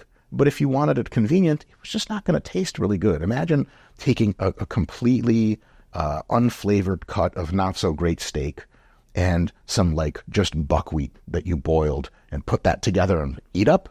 Awesome. How much really is anyone going to do people overeat that? And the answer is some small fraction of people whose food drive genetically is just outrageous will actually overeat that, which is why we still saw obesity in the 20s and 30s in America. Very small fractions. Now, as over time, the ease, convenience, cost per work hour that you put into your life, and taste of food all go that way, more and more people, regular food drive people, start to fall under the curve of you're going to want to eat the stuff all the time, Cheetos and stuff. You ever have one Cheeto? Nobody does that. You just want to keep having it. Now, of course, you get full at some point, but at that point, you've drained 800 calories or something, and you're oh, very well. And then a couple hours later, you're hungry again. You do the same thing. And so the insane availability, insane in a very good way, by the way, of super amazingly tasting foods and people being just categorically way more wealthy on average is the thing. You can see this live occurring, that what happened to us in the 70s and 80s in Mexico right now. I went to Mexico on vacation for the first time in 1998, and almost everyone was either thin or normal-ish looking. And then I went back with my wife and some friends 2 years ago, and holy crap, there are a lot, very charitably, there are a lot of people in Mexico that are enormous, America enormous. I'm are you guys from Texas? And so how is this possible? Well, Mexico's income per capita is now similar to what the U.S. income per capita was in the 1960s. It is no longer accurate to call Mexico a third world country or a poor country. Almost no one there is poor. Food insecurity is an incredibly unlikely thing in Mexico, and most people have enough disposable income to buy all the fun foods they want. And guess what people do when they have money and they like to eat fun foods? They buy fun foods and they eat them. That really is the core of the obesity epidemic, and also another reason why new medications like Ozempic, tirzepatide, etc., Mounjaro, all those things, why they are some of the only things to really take a big chunk out of obesity is because they take your whatever genetic food drive and palatability drive you have, how much you want to eat, and they lower it based on how much of the drug you take. Now, at some point you take enough drug, the side effects are so terrible, you're like, this isn't worth it. But for many people, there's a point at which the side effects aren't terrible yet, but they just don't really want to eat food as much as they used to, or they still do, but they turn into that girl from earlier. They have 3 pieces of sushi, they're like, oh my God, I'm so full. And you're like, what? And so if there was some kind of mysterious cause for obesity, how could these medications, which really predominantly work just by lowering your hunger levels and food drive, how could they possibly work to kibosh obesity? But they're doing it. It's so interesting because, these days, if you were to say to a lot of people, well, just eat less calories, they would be like, well, it's also the seed oils. And haven't you heard that it's also, like you said, sort of this giant geometric blob of institutions that are incentivized to make you fat, essentially. But when you explain it that way, it makes it so much simpler. So do you think that we'll use the word Ozempic just because it's more normative, but do you think that Ozempic is actually good for society and good for our obesity rates? Incredible. I think it's a miracle drug. And I think because it's technically it's a 3rd generation GLP drug, but 4th gen is tirzepatide. It's already on the market, Mounjaro, fewer side effects, bigger primary effect. There are 5th gen drugs currently in FDA approval process, which make Ozempic look like a starter pack version of this. And so we're just at the beginning of this crazy drug revolution where if you have a problem with your appetite and you're overeating, very soon there's going to be something you can take that probably doesn't cause you super crazy side effects and can get your eating back down to a level that is not going to cause you to increase your obesity anymore and probably reduce it. However, like every single tool that capitalism provides for us, you can use tools in a variety of ways. They can be empowering or they can be less than empowering, sometimes even like crutches, for example. So if you want to be leaner and want to be healthier, drugs like Ozempic are like just the shield and sword of Athena. Like, holy crap, are they empowering? Because it used to be like trying to get on a diet. 3 weeks later, everything looks like a giant, fatty, juicy drumstick. Like your husband starts looking like one. Can I eat your leg? He's like, what? You're like, I'm sorry, I just need a snack. Pop-Tarts, everything. Because dieting's hard. Your body is designed over millions of years of evolution to be like, hey, we're at a calorie deficit. Probably means we're going to die soon. In ancestral times, get to the fridge. Everything starts smelling good. You start fantasizing about food. But Ozempic and all those drugs can really quiet that process so that now you're like, oh, like this is what it's like to diet if you're just, like everyone has that girlfriend who's like, oh my God, Becky, I'm getting pudgy. And you're like, oh, I hate you. You really have any body fat? And she's like, 3 weeks later, she's like, look, I have my abs back. You're like, what did you do? She's like, I just ate less. And you're like, so it turns us more into that girl that can just kind of do it. And it's just not a big deal anymore because what's called food noise or hunger noise. You're like writing something and you're like, tacos. Nope, I didn't mean to write tacos. I'm just starving to death. All I can think about is tacos. That goes down from a yell to a quiet whisper or to nothing at all. That's enormous. On the other hand, you could do a thing where you take all the anorectic, what are called anorectic drugs, that reduce your appetite. You take all those drugs in the world that you want and have no desire or motive force to actually accomplish your fitness goal. And then they will absolutely lower your body weight just because naturally you start eating less, but they're not as empowering and then you're not going to get as much out of them. And you can continue to still be roughly as obese as you've ever been or a little less and still kill yourself with tons of really not good for you foods. One of my colleagues, Dr. Spencer Nadolsky, he's a board certified obesity specialist. He recounted a story that he had interactions with someone before where, and hopefully there's no names involved, so I think it's okay. Spencer will be killing me if not.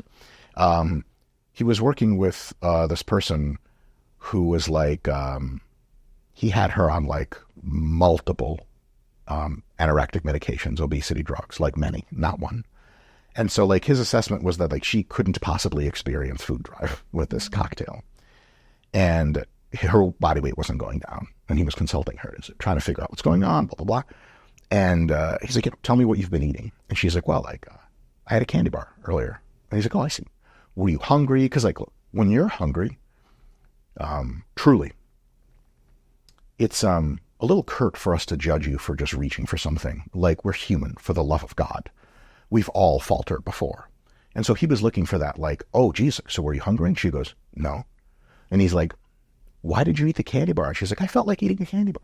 If you're that person, no offense, we're all different in our own ways, then there ain't no medications coming to save you, because the medication's a sword and a shield.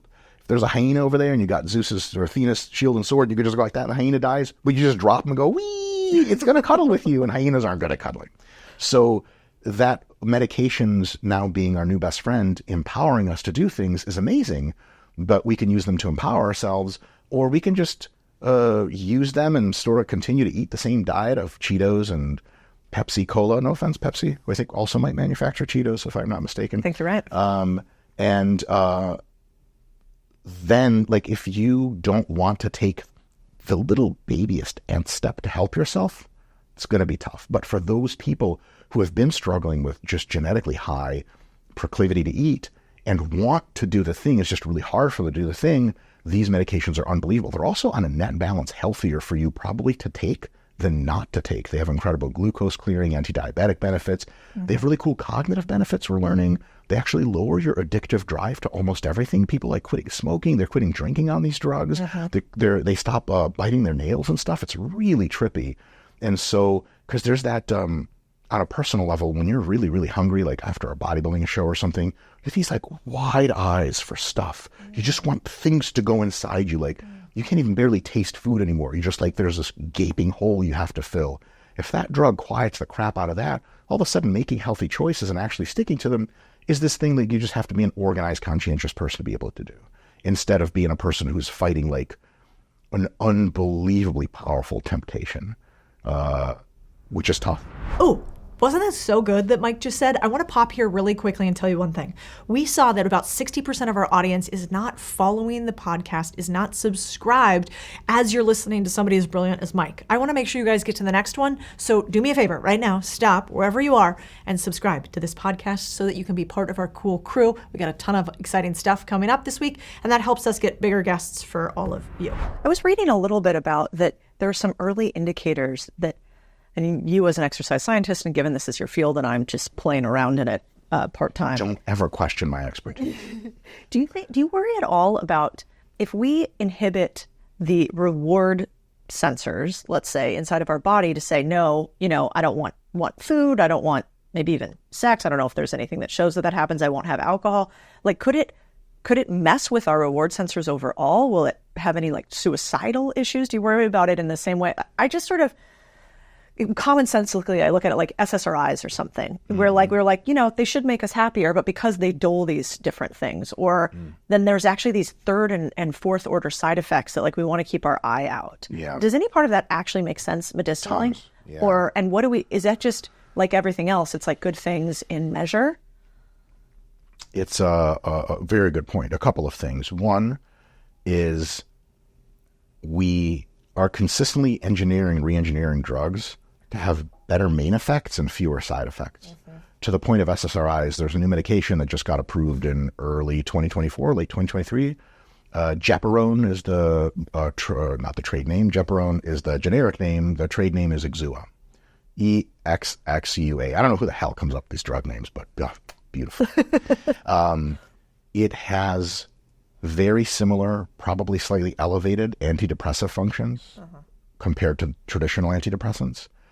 But its effects, at the very least, on food drive and on sex drive are not statistically differentiable from placebo, which means that now there is an antidepressant pill that takes you out of major depressive disorder, but at the same time doesn't really mess you up in seemingly very many ways.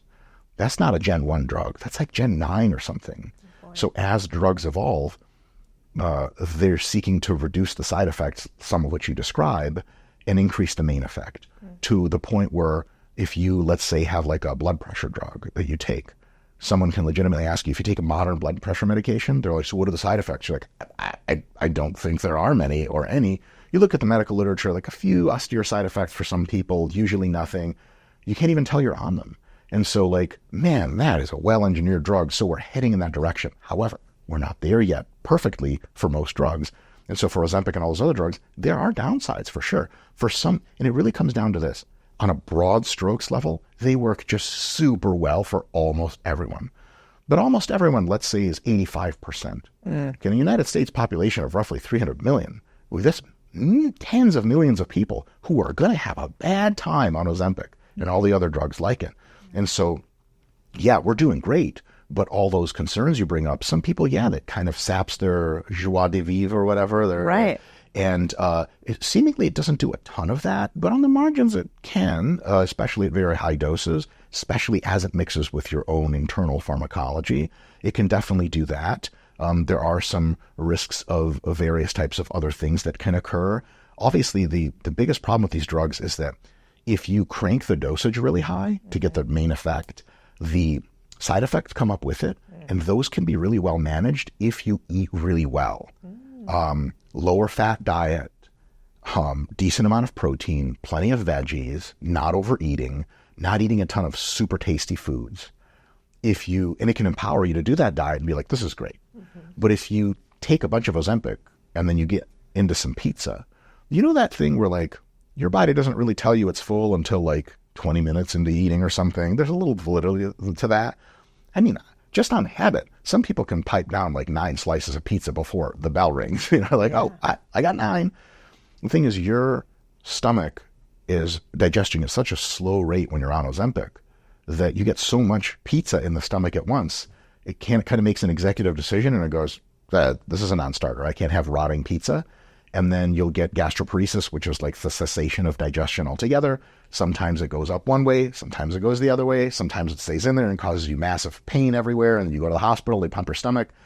If you make really bad choices on this kind of drug, it's kind of like, there's like an anti-smoking drug, like Chantix or whatever. Yeah. I heard that if you like smoke on that drug, you're going to have a real bad time. So just don't do that. But if you take the drug, you don't want to smoke. Yeah. Some people will take the drug and think it's like a panacea. They think like, oh, this is instead of responsible dieting and exercise. Yeah. It's not. It's an adjunct therapy to them. Yeah. And in that way, it works really, really well. But if you're just like, I'm just going to eat the same crap I always did, you might have a really bad time of it. Well, I think it's like really beautiful the way that you talk about it, because so often we're so dismissive of drugs for people who are, let's say, morbidly obese. And a lot of people on podcasts are just like, just get up at 6 a.m., cold plunge, sauna, then do the workout, then eat nothing with seed oil. And we just kind of minimize how hard it is to go backwards from something. I mean, I've seen it with my family too. Incredibly difficult to go backwards. And if there's something that can help you in some way and use it responsibly, I think it's reasonable for us to appreciate that. You can tell you've talked to a lot of people because of your EQ with how you explain it. I also think I talk to no when I sit in front of a YouTube studio. You talk at a lot of people. Not even, it's just a camera aperture. They never let me out. Go, really? Help. No, I think he's killing it. But I'm like, the other thing I think that's kind of interesting about this is, let's say the blood pressure medicine. Like my dad's been on it forever. But the thing with my dad is I'm like, yeah, it seems to be very helpful for you. Also, you do nothing to actually help yourself with blood pressure. Like you think that cheese crisps are a food group. And whoa. You're going to insult cheese crisps on somebody else's pod. No, wait, this is your podcast. This is my podcast. He's going to be pissed. He'll side with you. But if we're like symptom covering this other terrible thing that we're doing with drugs, I don't think that's great. But I've never heard about the food drive spoken in this way. Yes. Which doesn't seem to me like it would be a symptom of something wrong in the body. It might just be genetic. It's totally genetic. Interesting. And it also happens to be somewhere where the conspiracy theorists are sort of correct in a very low-key way. There is a corporate conspiracy to try to make food as cheap and delicious and accessible to you as possible, but it's not a conspiracy. It's just what people buy at the store. McDonald's over the years has tried to have a bunch of menu items that were healthy, and they usually discontinue them after some amount of time. Yeah. And look, your career is to be super corporate savvy and understand economics and things like that, business practices. Yeah, the McDonald's Corporation, great. I love them, right?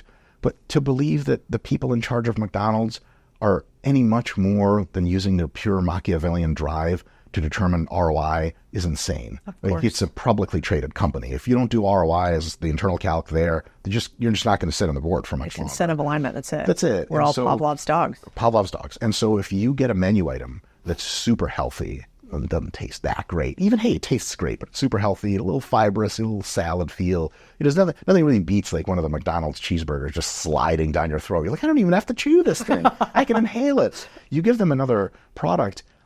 If it doesn't generate proper ROI for its alternate menu position, right? Every part of the menu is what's the ROI? And it's a stacked rank order list. If something falls below the bottom, it's out and something else is to replace it. Yeah. You know all these things. It's not rocket science. If it falls below that, like, why do we sell this at all? It's gone. Yeah. And on the other hand, people are like, see, they just want us to be fat.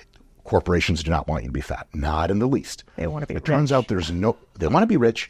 And how do they get rich? They give you what you tell them you want, not verbally, with your dollars. Yep. And so if they have a salad at McDonald's ever that makes sense on the numbers, like people love it and they buy it, you will see McDonald's transformed into a health food enterprise. They don't care. Can you imagine like sitting down at McDonald's board and they're like, health food's really picking up. Our menu items in health category are crushing it. They're like, Jesus, how are we supposed to make America fat if they won't eat our junk food anymore? Foot in the line. We're selling only Cheetos. We're going down with the ship. This is never going to happen. They're going to sell you what people buy. Trouble is, people don't seem to, as often, in many cases, be interested in buying the super healthy stuff. That's a people problem. It's not a corporation's problem. Corporations are a second order problem to that, but so what do you want them? Because people are like, oh, these big food companies, they really need to be taken to task. How do you do that? You go into stop selling tasty things people buy. Like, what? So what are we supposed to sell? Like, well, good stuff. Like, we're going to go out of business. Like, good. Well, okay, we'll just shut it down now. It's a total non-starter. So to those people that value personal responsibility, I'm huge on that. At the end of the day, it's up to the individual to decide, like, do I want to go to McDonald's and get a salad with grilled chicken? Or do I want to go to McDonald's and just have some soul food? Fries dipped in shake. You know what I mean? The girl cheat meal where there's like not even a protein source around. Yep. Column A, column B. Which one do you want? At the end of the day, probably the best way to get some traction is to focus on the individual again. Yeah. Why are you choosing to eat the following foods? Some people, and there's a positive, super inclusive side to this. Part of that argument is everyone has a different food drive genetically. You have no idea what it's like to be in someone else's body. You might think you have a lot of willpower, but it takes some people Navy SEAL carrying boats overhead willpower to resist eating junk food. Like that's how, and I do have an insight on this. I've gotten down to a relatively low body fat percentage in bodybuilding competition. The psychology of someone whose body thinks they're starving to death, seen from the inside, is a totally different world. I'll watch movies where the characters will be at a dinner table and they're like, like super awesome mom-made spaghetti, kind of a little loaf of bread for everyone, a little mini bun, some broccoli, like obviously it's covered in like some kind of thing that sheens for the camera. They're not supposed to eat it or whatever. And the characters are talking to each other. And when you're starving enough, what I start to think, and many of my friends who've competed in bodybuilding and lost a lot of fat, you start to be like, well, why aren't they eating? Why are they talking to each other? Because if I was in that scene, I'd be like, yo, pause. I'll tell you what happened in school after this. Your whole perception just goes, just food. There was a Minnesota semi-starvation experiment back a really long time ago. Not ethical anymore, but they took some folks and they were in like a work camp situation and they cut their calories by like, roughly half. And what they noticed is the degree of food obsession skyrocketed. All they talked about was food. They started doing a trade with food in the cafeteria situation. It was just insane. And so if someone lives in that world permanently, us saying like, man, they just got to toughen up, like that might not be true. They might actually be tougher than you. There's a specific person, I forgot, I'm not going to call this person out by name, nor do I know their name, but I was watching like a Microsoft debuting some of their new AI products, big stand-up thing with a projector and a huge screen. And there was a person there who was super, super high level at Microsoft on the eng side too. Like, and he was just like straight up morbidly obese, not in a bad way, just physically, literally. He was talking about tech stuff and, all this AI stuff. I'm like, that person's smarter than all of us. you don't just end up as the number 3 at Microsoft or whatever eng side just by like being a will-less, soulless person who does whatever appears. This is a person who's spent late nights, who's grinded, he was the best in every engineering pro, the best mathematician, the best coder, the best everything. This is a willpower generator. And he still looks like that. What do you think his food noise is like? You put anyone else in his body, they'd be 800 pounds in a matter of months and would die in their sleep or something. So it's not always accurate to say that people who have let themselves go just have low willpower overall. That's the light side. The dark side is that trait conscientiousness, how much you plan ahead, how much you think about your health and everything, is very genetic, though not entirely, maybe about half, and influences a ton of stuff about how you live your life, including what choices you make, how to address your hunger and food drive. So a lot of people that are overweight, yeah, they really do make bad choices because they just don't care that much. Yeah. One of the things that always comes up in the nutrition field is, how do we improve nutritional education? What many times people fail to ask is, who wants to know? Like, yes, exactly. Most people, and here's the other thing, if they've done studies like this, you just talk to people as they enter McDonald's. You ask them, like, is this healthy food? And they're like, no. They know that. People know what junk food is. You give someone with no nutritional education a green, fresh apple and then a bag of M&Ms. You go, which one of those is healthier? They're like, I don't understand. Is this a trick question? It's not a trick question. They're like, the apple. You're like, correct. How do they know that? Everyone kind of knows what's what at a very basic level. Mm-hmm. But a lot of people, you tell them, like, do you know any people that smoke cigarettes by any chance? You're too young for that sort of thing. Back in my day, we smoked cigarettes. Well, you're just not cool enough in Austin. That's all the cool Austin people with the cowboy hat, they smoke. Definitely not cool. Yeah. Like menthol? Same. I've just seen videos about these cool people. Cowboys literally riding their horse into the bar. The horse is smoking too. Just supermodels. The horse has a cowboy hat. I'm like more fascinated with the horse at this point. I'm like, what's the horse's name? What? But like a lot of people that smoke cigarettes or like drink a lot, you're like, that's killing you. They're like, yeah. Like, okay. So when a lot of times people have a high degree of body fat, you're like, you could be eating better. Like, what's on the menu tonight? You're like, oh my God. So there is a part of this where it's like, dude, many people are trying in their own best way. And these medications help bring them back to what maybe is the average amount of food noise that everyone who's pretty lean feels all day. So it's not right for us to judge people. But at the other hand, we can judge people a little bit because some people just don't care. Yeah. And then like, how do you address that? Corporations, food stuff, that goes out the window. But those people are going to want it anyway. It comes down to talking to the individual and asking, like, do you want to improve your life? Yeah. And if they're like, I'm good, then like, we're just going to have some obese people. And as long as, in my view, in the view of our company, RP, is we want to help every single human on earth who wants to get into better shape, to get into better shape. But notice the wording.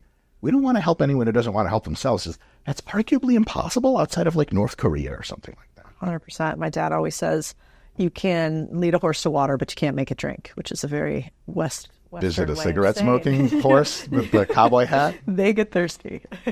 Also, speaking of thirsty, maybe we could grab like his water from somewhere. I think. Oh no, I have it right. Oh, you have one. Okay, good. I just want to make sure you were. Did I look thirsty? No, but I feel bad. I'm over here drinking, and then you're having to do all the work. Okay, let's talk conspiracies. Yes. My conspiracy is I want to have what the kids talk about these days, which is a snatched jaw. Have you heard of this? And I'm sorry. Like a really strong jaw. And jaw. Yeah. Snatched. That's what they say. You haven't heard this? No. Okay. You have one. So does my husband. Is it true that we are eating softer foods, and so we have these like weak jaws, and if we masticate on, I don't know, hard, gross, sappy things that I see on the internet, or if we do jaw exercises, we get stronger jaws? Mm-hmm. Is that true? That's very likely. Yeah. The effect might in some people be profound, where like they started their jaw stuff and like a few months later, like, oh my God, like Tony Danza kind of thing hanging out. But that actually works. Like those things that you chew on like that. Funny enough, the muscles for mastication go all the way up your head. Are you masticating all the time? Look at the size. I just take a lot of steroids, to be honest. You told me. JK, I had the same head shape before I ever touched any steroids. It's just weird genetics or whatever. Yeah. Cody, to be completely honest, I used to want to be a head model. It just never happened. Don't patronize me. Thanks. Listen, have you seen models these days?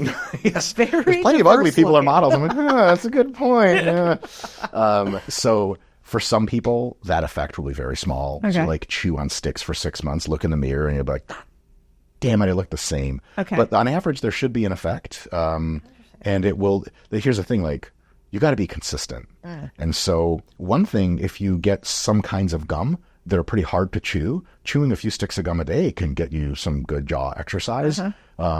Changing your whole diet would be a highly inconvenient trip. Yeah. Maybe you could do that. I don't know. What is the benefit of having a muscular jaw that people want? I think men want it because women find it more attractive. Do they? I think so. That's like the whole Chad, the meme of the Chad with the big jaw. Okay. I don't know, flack jawed, kind of like. Okay, so on that note, I never can tell if the ideal man memes floating around are just perpetuated by what men think women want or what women actually want.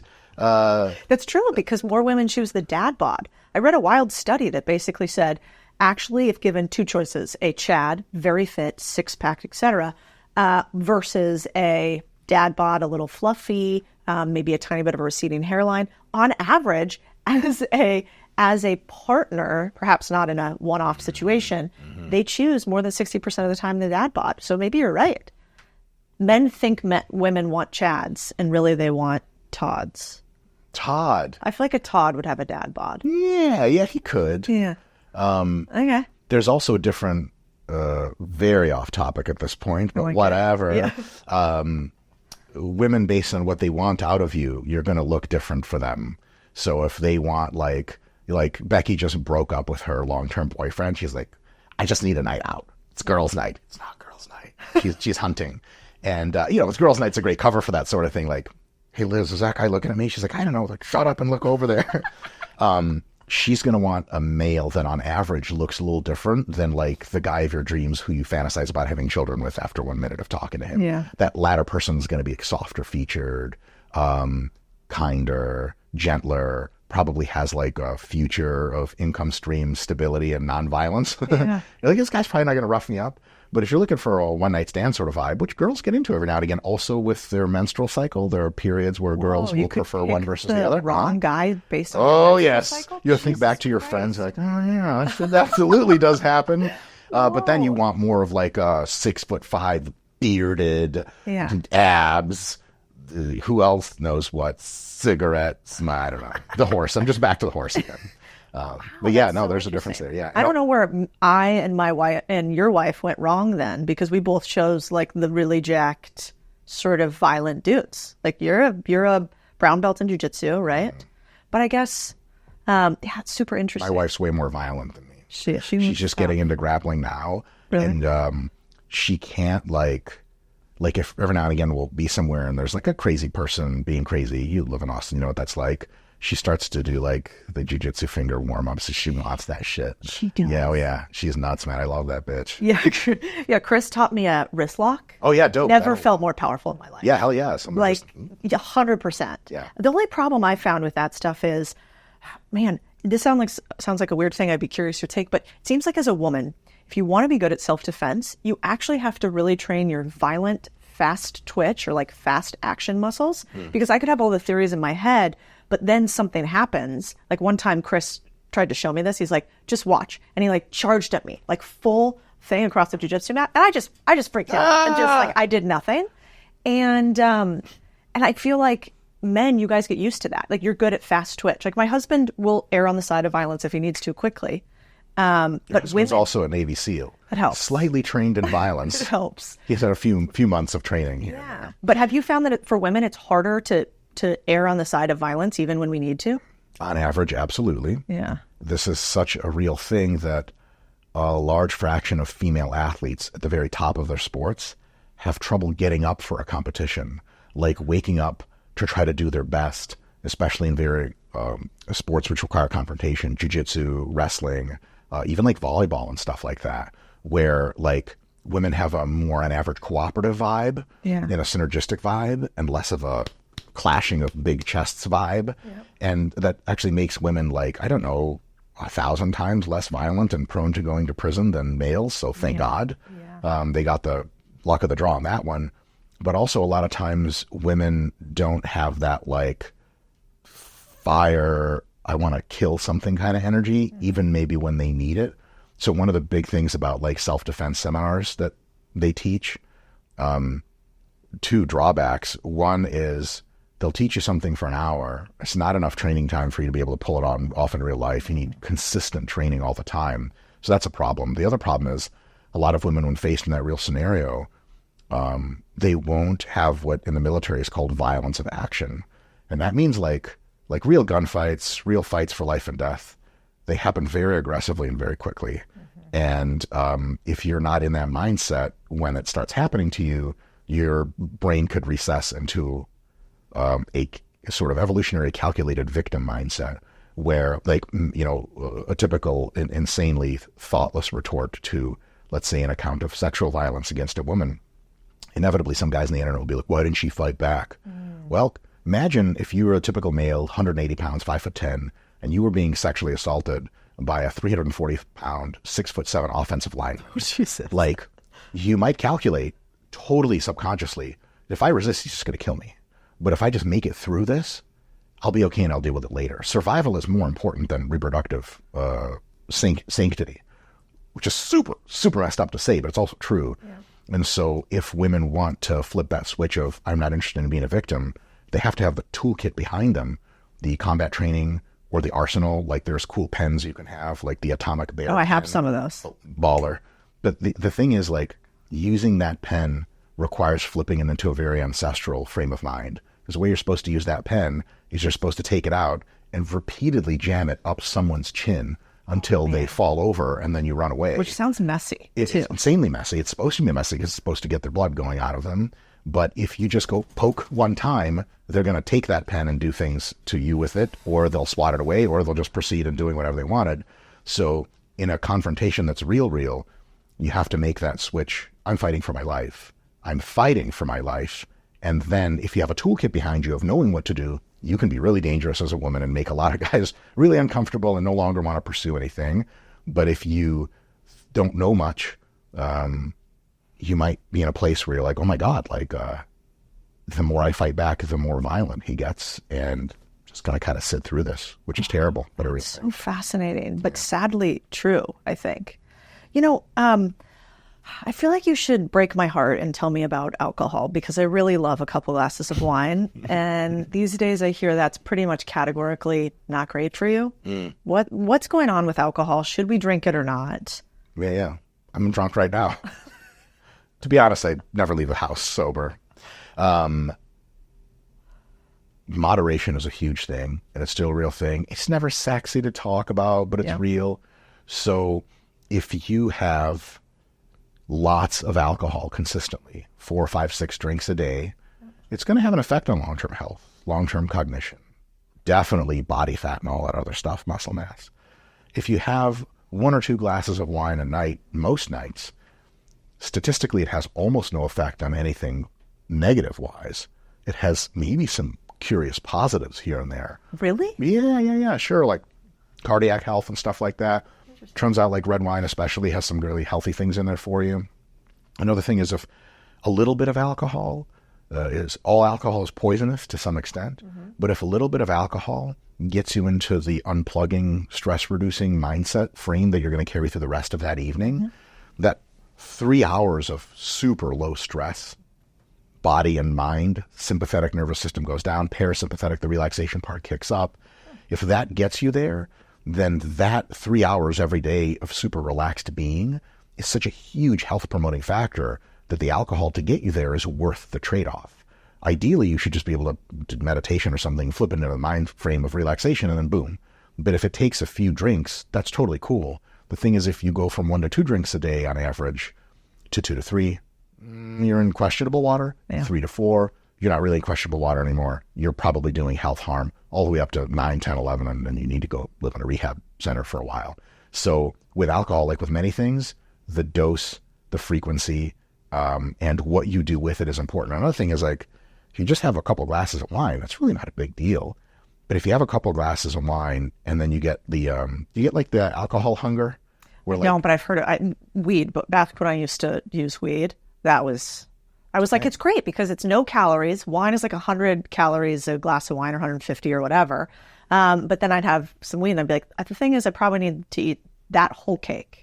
It looks so good and it tastes so good. I know. And it's hard, I think, in business for me, at least. I meditate, I work out a lot, whatever. But I think similar to a lot of people, it is hard for me to shut it off. This thing's always motoring. Oh, yeah. And so that glass of wine, it's interesting that you say that because I feel guilty for it these days. And I think a lot of people do. There's so many people, like, big fan of Andrew Huberman, but he's like, the thing is, if you're drinking alcohol, bad.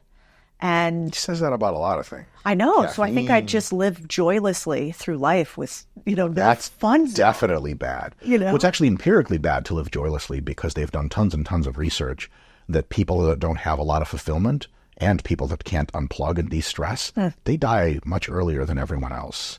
And so many of the people that have lived the longest have had plenty of alcohol and other things in their life, but they have a very, very concentrated focal point of why they're around, deeply immersing career, family connections, purpose, why they wake up every day sort of thing. And so if in moderation, alcohol is a tapestry, a part of the quilt and the beautiful quilt of your whole life, it's going to be a net positive. Ideally, if you could get what you get out of alcohol through a pill that has no actual alcohol in it, yeah, hell yeah, that'd be better. So Huberman's not wrong. But it all comes down as a trade-off. And so, like, if someone said, sitting is bad for you, there's some research if you sit a really long time, general inactivity is not that great. And then, like, does that replace, like, sitting your kids down and watching the Lord of the Rings trilogy over a long weekend? Like, if that's not a cool thing to do anymore, what the hell are we living for anyway? It's a beautiful part of life that you just removed. So everything should be seen as in context, on average, and over net effects over lifespan. So yeah, if you're a booze hound, you're just always drunk, like, you're going to die much sooner, bad health, etc. But if you have a few drinks here and there, guiltlessly, I might add, guilt is not so good for the body-mind connection, and you're able to relax with them, very, very likely, it's a net positive. That's fascinating. I don't drink, by the way. But, ever? No, I just don't get anything out of it that I used to. I used to drink a little bit in college because drinking reduced my inhibitions and allowed me to be more confident with others. I now arguably have, like, I need more inhibition in my life rather than less. I have no issues with that whatsoever. And so I just don't need alcohol. It just poisons me. Like, I'm like, oh, I'm getting sick and I have a headache and I can't think straight. Yay. None of the positives. I do dabble in the weeds a little bit. I do edibles. I don't smoke. Talk to me about that. Like, I was in cannabis actually for a couple of years, 3 or 4 years. I was an investor. Oh, dope. Companies there. Okay. Yeah, and I actually thought I was doing a really good thing, and I'd be curious your take on this. Then I started to see the THC percentages that they were putting in some of the cannabis out there and how it changed. And I had one person in my family and then just recently a second person in my family get what was diagnosed by the doctors as cannabinoid hypermeiosis syndrome. Okay, what is that? Well, apparently it is when, we should check me on the internet, but that cannabis can do something to your cannabinoid receptors. And you know how a lot of times they give people cannabis when they have cancer or something and they're going through chemotherapy to help with nausea? Well, it almost is like it triggers the opposite effect. So basically I saw it firsthand. One of my family members was staying with me and took a hit off of a vape pen. And we had a sneaking suspicion that it was something with the cannabis. But when I'm saying sober, hit, about to go to the airport, violent vomiting for 2 days, blue all over, holy crap, multiple IVs. They have to stay. He had to stay in the shower. Heat seems to like be one of the only things that temper the response. So they'll just sit in the shower or the bath for like hours on end, and it happened and lose like 40 pounds, like skinny. I mean, on the brink of death. The ultimate weight loss drug.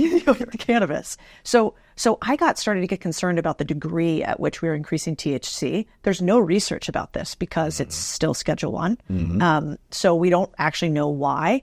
So I'm definitely concerned about the high THC levels, just having experienced that twice. Must be something genetic too, because 2 of my family members had it. and arguably used high dose THC previously, but it was horrifying. It was so scary for our family, and he was addicted. Like, he had to get off of it. Yeah. So I guess I never thought that cannabis was addictive previously. So there's kind of two kinds of addiction, from what I understand, sort of. This is very, very not highly informed take. There's physical. It's hard to be highly informed when there's no research, right? So there's like psychological addiction, where like you like it fits your lifestyle, you don't want to be without it feels good. And then there's physical addiction, which is like if someone just stops doing heroin, they have to be supervised, otherwise they could die. And they have like crazy fevers and all this other hallucinations. And once you're over the hump, like you're fine. But there's no real physical addiction seemingly with marijuana, or nothing to write home about. Like you don't like have people who used to do weed in like a treatment center be like, watch out, they're crazy. Like they're just kind of like, guess I'm not high. Yeah. But the psychological addiction can be a thing because if you really like how weed makes you feel, you can just keep taking weed all the time and feel something like that. It's super cheap. It's ubiquitous. It doesn't THC doesn't destroy your body's health like heroin does, for example. And so some people get into this place where they're like using a lot of weed all the time. And for a huge, huge number of people, this is totally fine. You're just high all the time. Who cares? Well, I don't know how people do it because I only do weed when I have to, like, nothing is required of me. I can't be useful on weed. No way. But some people can, apparently. Yeah. And so for them, God bless them. Use all the weed you want. But for other folks, especially at certain very high concentrations, they're going to get into some side effects. And they're going to get into some weird, quirky scenarios. And it's just not going to be something that fits for them anymore. Basically, like THC and marijuana, etc., this is a drug. And every drug, the way I treat it, is a serious thing. Like, one does not simply.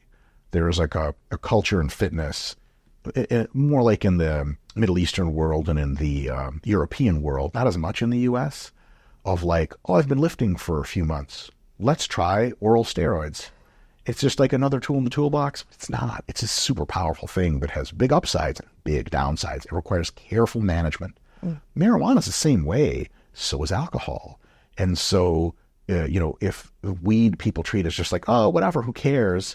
Then yes, some fraction of people are going to have a real bad time. And again, in a country of 300 million people, 5% of people have pretty bad experiences with marijuana. There's tens of millions of people that are going to be screaming at the top of their lungs that, holy crap, this is poison. I mean, the other thing with weed is that, like, I think a lot of people more on the hippie side of things, which I think they're great, but we all have our various ways in which we're wrong, myself included. The hippie people want to imagine that marijuana is this, like, God made it for us from the earth, and it's this herb that takes care of the whole being. It is never a problem. It just heals everything. I've met a few of those. A few. Austin's at half the population. Yeah, they're all. But, like, that's just not true. Yeah, weed can be great for many people, but it's also a powerful drug, and thus we have to treat it with respect. And if and when we see that some folks are climbing up in the dosages and they're starting to have a real wacky time, it's time to pull back and think, like, hold on a second. You can't just eat 3 200 mg THC candy bars an hour and think like, hey, this is okay, because maybe it is. But when it's not, we have to dump that hippie philosophy of like, weed's good. And that's the real thing is, in the internet, we can get things pretty simplified, maybe overly simplified. Yeah. And you start to get people that are like, weed is great, versus people are like, weed is terrible. And a few of us who are here on the corner are like, weed's a drug. It can be good in some instances, but bad in others. Nobody wants to hear that. Shut up. That's too nuanced. Yeah, that is the internet, definitely. Yeah. So I get slightly overwhelmed by all the supplements out there. And I really like that you have a bunch of videos where you're just super clear. You're like, here's what I think. Here are some that I like. If you had to say like some of your favorite supplements that you think actually work, what are they? Work for who and for what? I don't know. For being fit and healthy. So for most people, they're just trying to be fit and healthy. They just don't need any supplements at all. Interesting. Some people can get tests for this, especially in northern latitudes if you don't see the sun a lot, like various vitamin D supplements might be a good idea. Some people need a little bit more zinc and so on and so forth. But that's much more contextual and nuanced and depends on the individual. The average person, if they're eating a decently well-balanced diet, just doesn't need any supplements of any kind. Now, if you have a little trouble getting in your daily protein requirement, protein supplements are cool. And they're really just like actual protein food distilled down into a chocolate powder that you mix and you drink, and then it's fine. So there's nothing exotic about them. If you're trying to get really extra super special jacked and you want that little bit of an edge, creatine could work. There are a few other supplements in that general sort of space where, like, for most people that just never even notice that they're on them, it's just annoying to take a powder every morning. But for some people, the trade-off is worth it, and it's super cheap. It's super good for your health, but 5 grams of creatine a day is totally cool. Most supplements fall into that category of, if you're trying to really push your fitness in that next level, there are like 3 or 4, maybe 5 that are like possibly worth exploring. The other thing is, if you have a nutrient deficiency of some kind, vitamin D deficiency, zinc or something, you can take those as supplements and then you'll be better.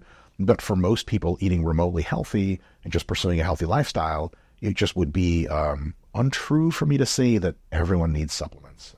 So when people come to, like, RP Strength, for instance, and they're looking for different ways to get fit, and I would assume often like muscularly fit too. Yeah. How do you guide somebody in trying to figure out supplements, let's say, or do you guys? Yeah, so we have a few videos on our YouTube channel that tell you what the supplements are that we think work and tell you about the use cases. So if you were to say, like, you're young, you want to get fit, you're like sort of middling right now, but you want to be pretty muscular, and you're a man versus a woman. Broad strokes, I know it can't be that nuanced, but people have no time for nuance. So what would you tell somebody like that, or even the questions that they should ask themselves? Go to your doctor, ask them if you are deficient in any of the essential vitamins and minerals and what tests can be done to ascertain that. Your doctor will help you out, or will refer you to a registered dietitian to figure that out. And if the tests come back like you're Gucci, no worries, then you don't have to take anything. If you are deficient in some kind of vitamins and minerals, then you can start to buy supplements to address that deficiency, retest later to see that it's been addressed, and then you're good to go. If you have trouble getting in a daily amount of protein, then protein shakes and protein bars can be really cool. Those are supplements. If you want to get a little bit more jacked, but you've been lifting for a while, and you can now kind of tell subtlety versus like, oh, I have muscles versus I used to not, creatine can be a supplement you can take. If you train really early in the morning and you're just dragging, but you got to get it done, pre-workouts can be okay. Although pre-workouts are really just a ton of caffeine smashed into something that tastes like strawberries. I took one once and about had a heart attack. And I didn't realize it got better if you worked out, so I just laid there and canceled my workout. In panic for an hour. But now I kind of can use them and it works. Yeah. It really does help in the gym, though. It can, yeah. If you need a bit more of that rage, totally. Yeah. But also, like, a cup of black coffee can do something very similar, and you can grade it more because, like, 1 scoop is 1 scoop. You could start to get the level half a scoop or something. Most pre-workouts are, in my opinion, like, wildly overdosed. Why? Because when people buy them, the kind of people that recommend pre-workouts on the internet are the kind of people that are connoisseurs, which means they build up a tolerance. And if you don't wow people on the first dose, they're just going to be like, this thing sucks, it doesn't work. And so a lot of times you get this increasing amount of caffeine and other stimulants inside of pre-workout to where someone like me and you who aren't used to them, you end up lying in bed thinking like, did I mess up? Am I going to die here? Start writing out your will. 100%. I was like, the thing is, I took meth on accident, and what happened is... Funny you should say. There used to be a kind of oral modified version of meth that was legal to put into supplements. There's a supplement called, Jacked 3D? That was the old formula prior to like 2015 or something. And that legitimately had a version of methamphetamine in it. And so like friends that used to take it were like, it was not caffeine. It was different. You would train until your body fell apart and you were just like eye lasering everything. It was intense. Yeah. Turns out it wasn't that great for your health, but whatever. You're jacked. You're on meth. Who cares? When you go to the gym, and then I kind of wanted to switch topics a little bit, but a couple of things that I love that you've talked about. One, you've talked about how many times a week people actually need to go on average. What are your thoughts on that? Do I got to go to the gym 7 days a week? Do I need to be there for an hour and a half? Can I go for 15 minutes a day? If it's my gym and I train there as little as possible because I don't want to see you because I want the whole gym to myself. If it's my gym that I own, I want you to be there every day, twice a day. No. I want you to pay the membership but never show up. The Planet Fitness model. Yes. Depends on your goals and depends on how long you've been exercising at a various capacity. So if you've been training hard 4 times a week for an hour and you want to take your fitness to the next level, you either have to do 4 times a week for an hour or 4 times a week for an hour 15 or 5 times a week or 6 times a week. Like whatever physique you've gotten after months and months and maybe even years of doing a certain frequency, like to level up, you might have to do a little bit more if you can recover from it. But if you're just getting into fitness for the first time and you want to make some serious changes, but you don't have a lot of time, 2 sessions a week, each being 30 minutes of doing like compound exercises like rowing and bench pressing and squatting and deadlifting and doing various pull downs and all the shoulder exercises. Compound means you're moving multiple muscles and joints at the same time. And that means it's really economical. It's efficient because you don't have to like spend one set doing one exercise, one muscle, and then go to the next one. If you take very short rest breaks between sets, and if you arrange the sets such as muscles that are currently working are going to be resting on the next exercise. So like if you, let's say, combine a bench press with a dumbbell row, not really any of the muscles do both. And so while your bench pressing muscles are resting, you're doing dumbbell rows instead of taking time. If you arrange that in those supersets with 2 sessions per week of 20 to 30 minutes each, even with at-home dumbbells, you can revolutionize your physique and your health if you are starting from just being a regular person out in the world who doesn't work out. Huge deal. If after a year or two, your physique starts to kind of stabilize and the gains are very slow, you can start to add another session in and another one until you get to, one of my colleagues, Jared Feather, he's a pro bodybuilder. He trains like 10 times a week technically because he has some days which he comes to the gym twice. He'll like do chest and maybe some triceps. So they'll come in later and do much more triceps and shoulders and biceps. You can't, for him, a chest workout or back workout is so intense that there's not much to do after that except go home and rest. So if you want that elite, yeah, maybe anywhere from 5 to 10 times a week in the gym is what's going to get you in your absolute best shape that you are physically capable of getting into.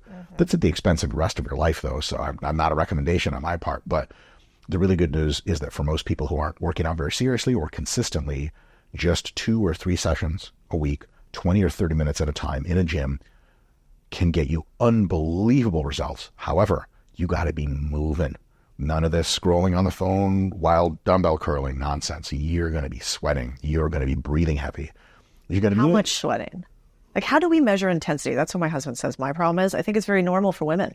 Like, I go in the gym in Collective. Everybody looks hot. They got makeup on. It's not coming off. Beautiful over there. I feel like such a troll there. I'm like, why am I here? Me too. Half the time I'm at like my shirt's stained. It's not great. So how does one measure intensity, and how important is that? Yeah, it's pretty important. Consistency is by far the most important. Okay. You show me someone who doesn't work out hard, but they show up every time, they're going to get into way better shape than someone who's psychotic that like skips a month here and there. It's a thing. But basically, we can't measure it super well because it's really internal. But that's up to the person watching this to decide, how far am I pushing it? And so a really good landmark for it is this. First of all, try hard. Say, this set, I'm going to push my body. And here's a big one. I'm going to accept the inevitability of discomfort. I'm here to be uncomfortable. If I'm comfortable the whole time that I'm training, I'm doing something wrong. And there's a couple ways to tell if at the end of a set, you're really pushing the muscle very close to failure. Because when the muscle can't lift the weight anymore, that's kind of the ultimate arbiter of like, you're training pretty hard and that's good enough. So how can you tell you're getting close to failure? 2 ways to tell. One is probably a bit better than the other. One is, how fast are you lifting the weights? Like if you're rowing a row machine and every rep looks like this, and you rack it, someone's like, bro, you really couldn't have done a few more? You're like, it got really, really tough. I don't believe you. Nothing changed. So if the last few reps are starting to get real slow, and anytime you want to quit between when they start getting slow and when you can't move anymore is A-okay. You're in that zone of acceptable difficulty to really get great results. The other one that occurs at roughly the same time is, how does your perception of how hard and heavy the exercise feels change as you do the reps? So reps 1 through 10, you're bench pressing and you're like, feels like 45 pounds or whatever it is. If you're going to fail with a gun to your head at 15 reps, anything after 10, 11, rep 12, rep 13, you may even be able to move it at the same velocity because you're really tuning up. But perceptively, the weight is going to feel heavier, like it's pushing back at you. If you can do a whole set of dumbbell curls, you ever been to like an aerobics class? Yeah. They do a set of 10, they put the dumbbells down, they do something else. You're like, but he tried on that set. Yeah. If at the end of the curls, you're like, really straining, you're working hard enough. And as long as you do that on every single working set of your program, you're going to get all the sweating, you're going to get the heart rate benefits, you're going to get the fat loss benefits, you're going to get the cognitive benefits. If you never really look like you're trying, and more importantly, if you don't feel like you're trying, you're not going to get as good a result. God, that's so helpful, actually. Now I'm going to do that. This is kind of a crazy idea. I sort of wonder if in the future we'll be able to buy fitness. Yes. Really? Because I kind of think... I can't agree anymore. Okay, tell me why. Will we be able to buy hot bodies and being fit in the future? And if so, how? This is very much speaking to a huge passion of mine.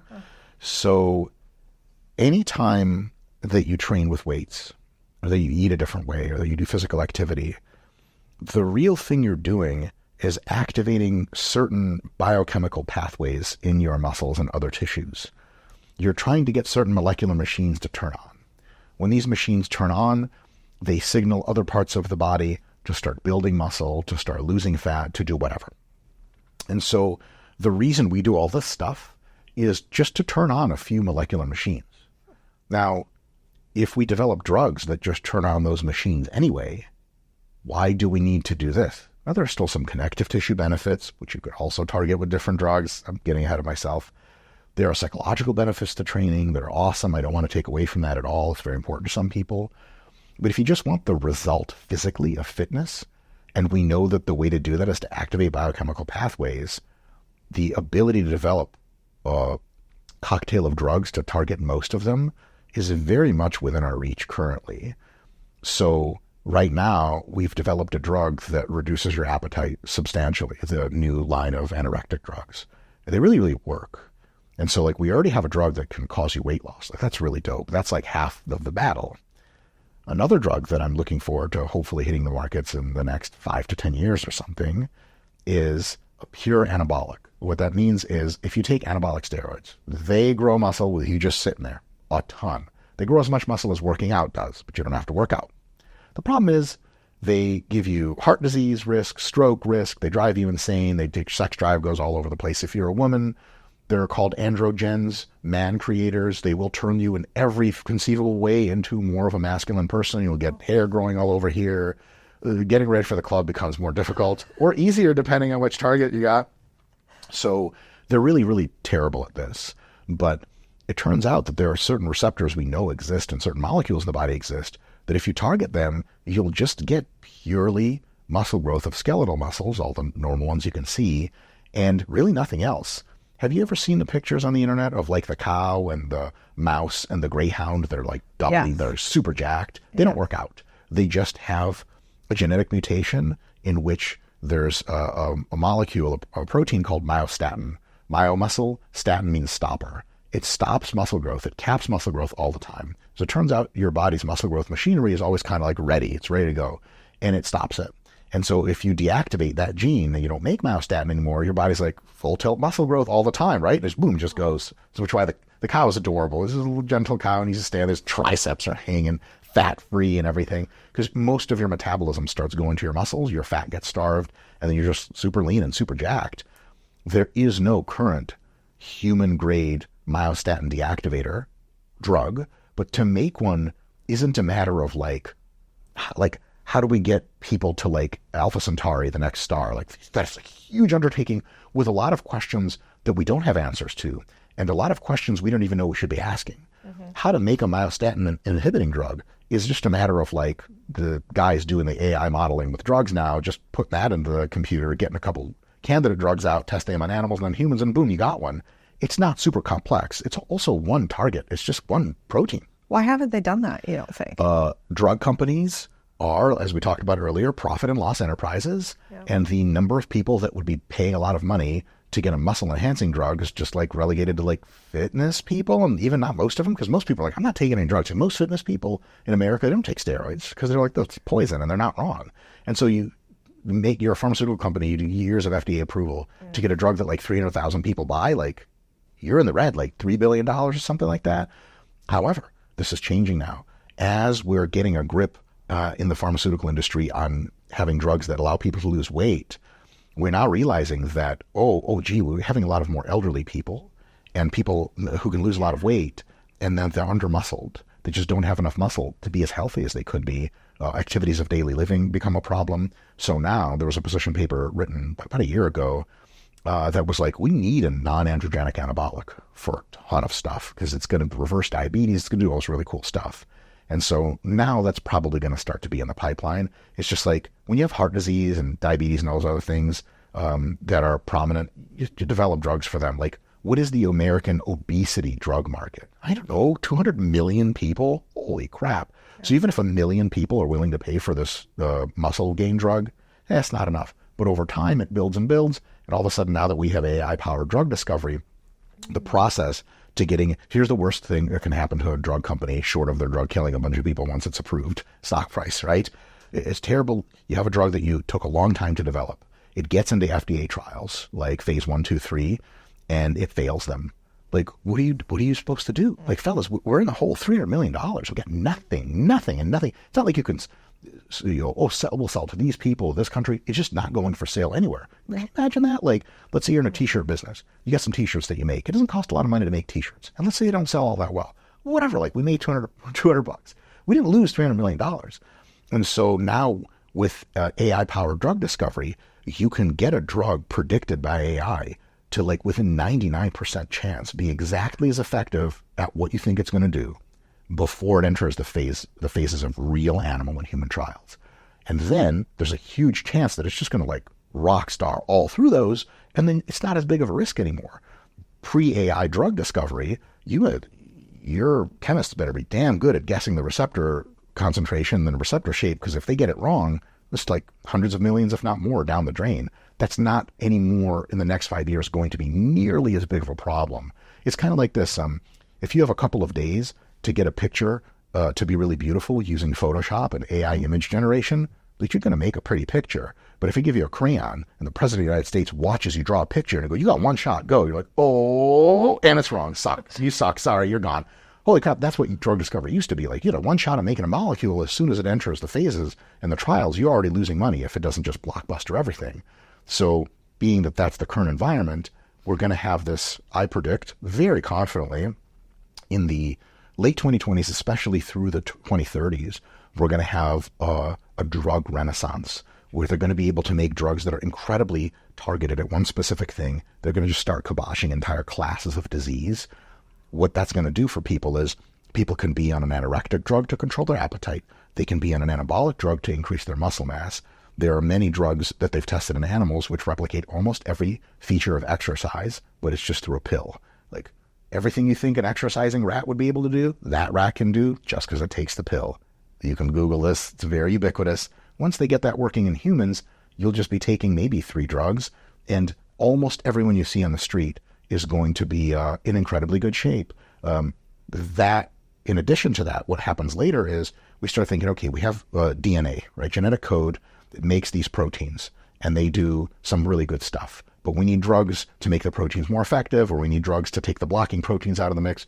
Why don't we just change the DNA so that our DNA creates a beautiful body for us? In the probably late 2030s, that's going to be almost inevitable.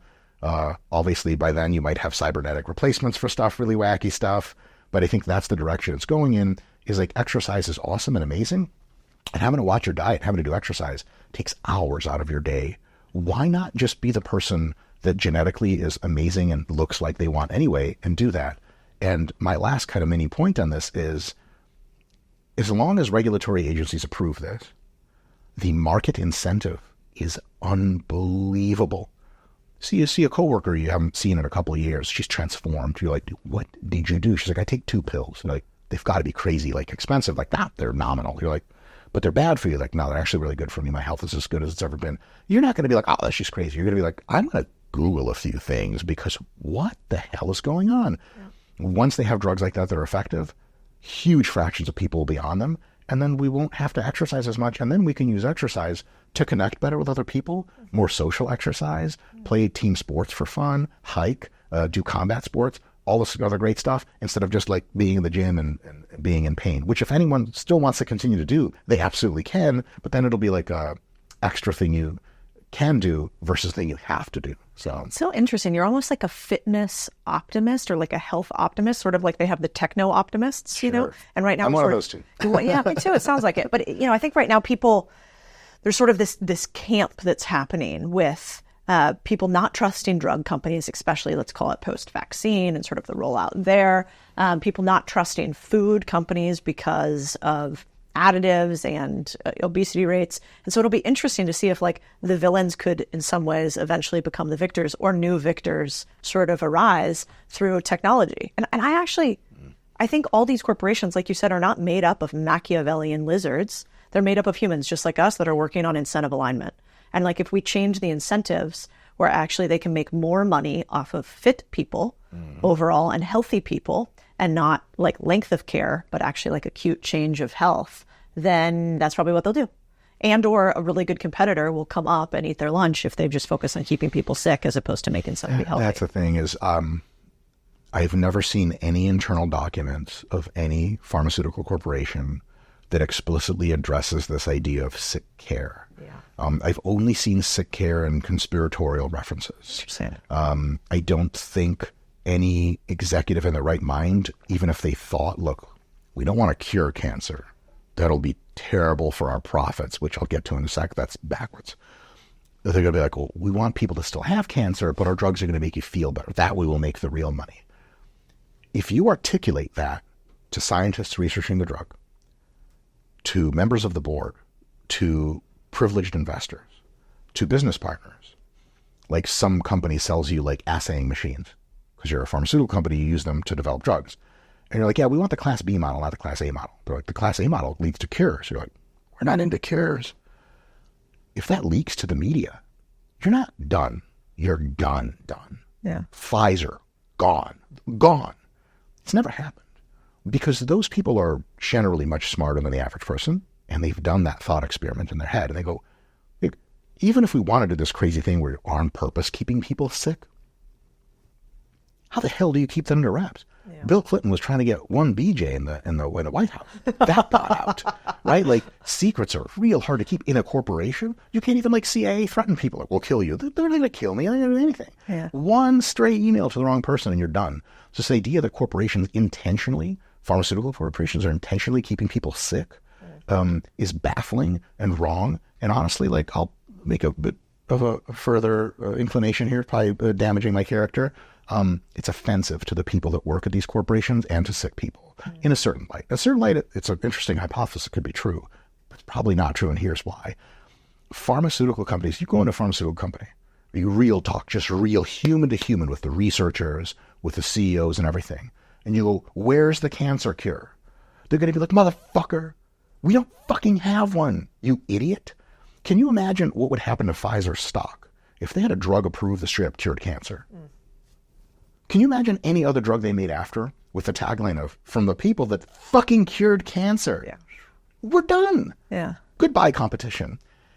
And it turns out the human body is insanely complex. And but for AI's discovery of how that all works, shortly, we're stabbing in the fucking dark. So when people say, like, man, corporations try to keep us sick, I wish there's some evil conspiracy to do that. So there was really these hidden away drugs that made us super healthy. They don't have them. And they're desperately trying to get to them as fast as possible. No, of course, if you have a drug that's a therapeutic, is it in your 100% best interest to completely erase that illness and disease? Maybe not. Can you outright tell your guys at the company to stop working on one? No, holy shit, they'll expose the crap out of you. They'll just go to New York Times and be like, sick care, it's happening. You're done, bro, you're done. This is like why CEOs do the old... they all keep a gun on the cover. You know how it is. You're a business person. Sure. Oh, that's it. Stock price went down. It's so that's just not how it works. And to your point earlier, competition's a motherfucker, man. If Pfizer's not working at it, Novo Nordisk sure as shit is. And there's how many other pharmaceutical companies the world over?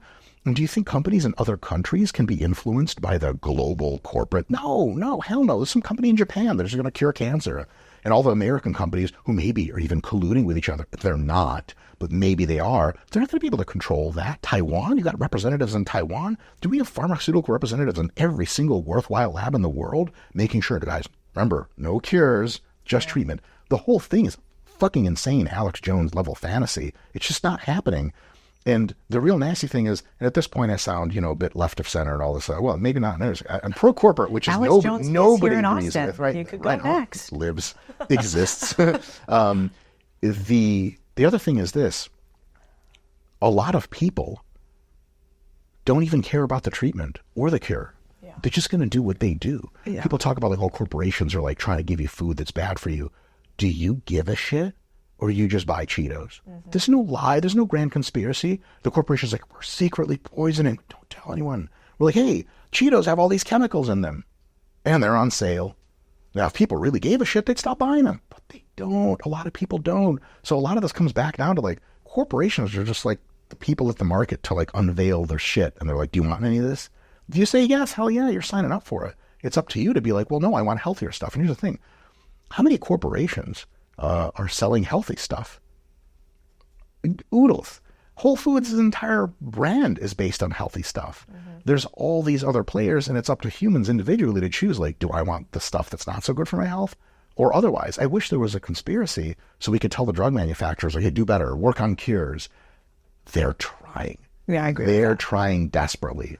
I don't think I don't know if there's a conspiracy or not, but I think the one item that I do think is real, and we talked about this before, is just incentive alignment.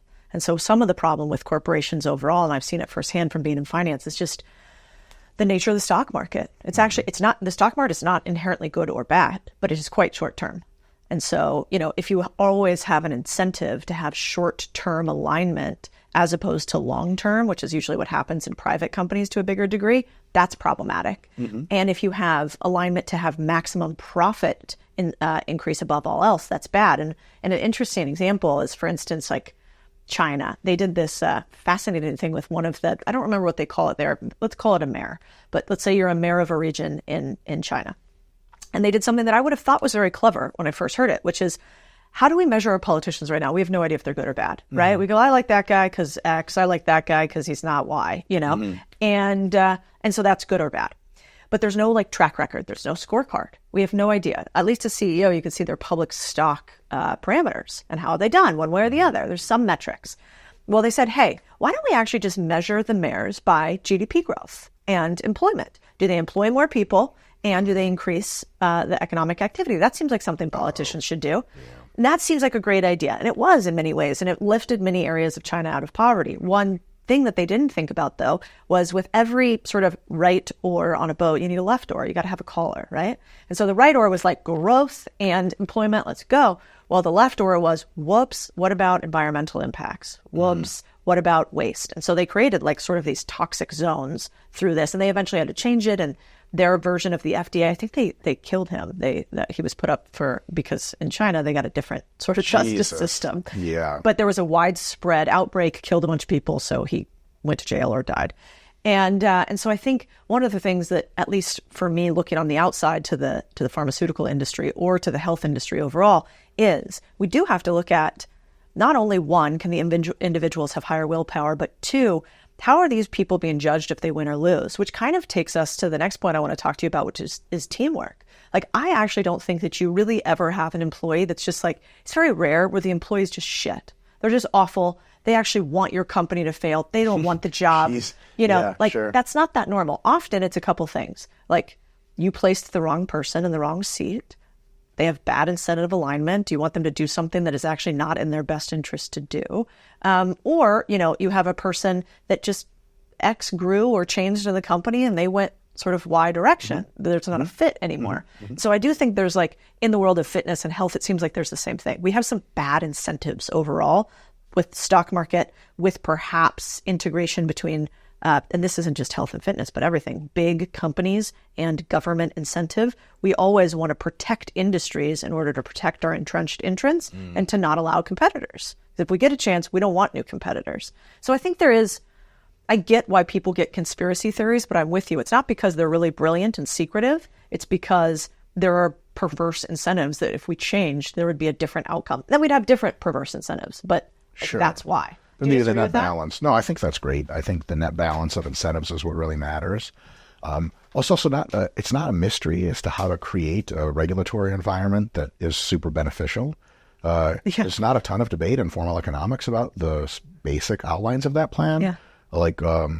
Very low levels of very basic regulation, especially ensuring that due process will be followed every single time. And you favor long time horizons, like most of the regulatory structures in Canada, the US, England, most of Western Europe, Japan, Taiwan, they're very good. You have regulatory structures in other countries like Spain, for example, where like it's not entirely clear if they're on your side or not. And the government has so much power to arbitrarily declare this corporation the winner versus not, that self-interested corporations have to play the lobbying game because you can't win without the lobbying game. And so it's really quite clear from an economics perspective how to create intelligent regulation. It's no longer mysterious. It hasn't been mysterious for probably 100 years. But the thing is, when people vote, most people are economically illiterate in the literal sense.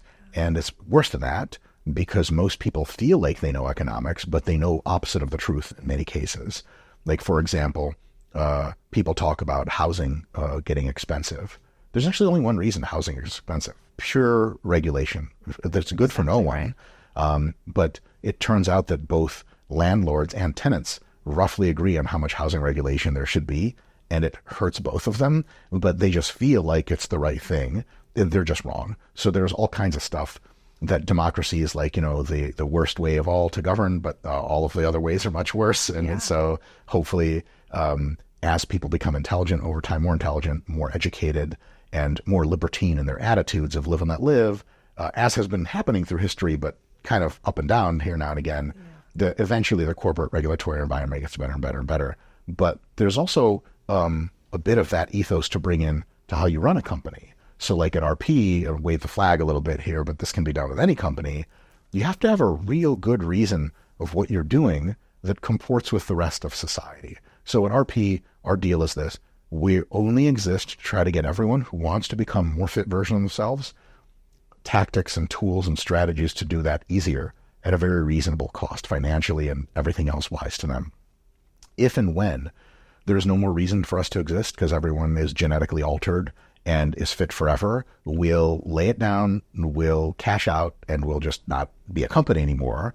We're not going to try to be like, oh, they can scuzz away some money somehow. And so corporations are part of a society-wide team to try to make everything better. Yeah. The purpose of a corporation is to supply demand. It is to give people what they want, but also in as long of a time horizon as possible. So if you give people what they want and it hurts them in the medium term, you can run a company like that, and many people do. But if you want to become super, super rich for real, you want a company that outlasts even individuals that run it. So for example, General Motors or Ford, they're older than any living human. Yeah. There's companies in Japan that are 400 or 500 years old. Yeah. If you run a company like that, that company's mission has to be long-term, that our customers that we're supplying are straight up better off because we exist. And so now each corporation is kind of a player in this super big team of society corporations around, and they're all trying to help everyone else and getting money for it, which is great. You benefit, I get rich, I go use my money to benefit, someone else gets rich. Super, super happy circle. So it's all one giant team. You lens down a little bit to the corporation itself, and everyone in the corporation, every worker, has to have a similar mentality of, I am here to try to help the corporation, which means all the other people that work around with me. And because I help them, they get better at doing what they do. They are able to help me better, and we all lift each other up. So this one giant cooperative web at every single level of analysis. And if you come at it from that perspective, a lot of the weird incentives start to fall off, and you start to realize that selfish incentives, short-sighted incentives, bad incentives to do all these other nasty things are often because you just weren't thinking long-term enough. Because people say like, oh, let's make a quick buck. What you going to do after that? Who's going to trust you? No one's going to trust you. You're not going to make a lot of money. How do people who make billions make their money? And by providing real, over the long-term quality, high-value stuff.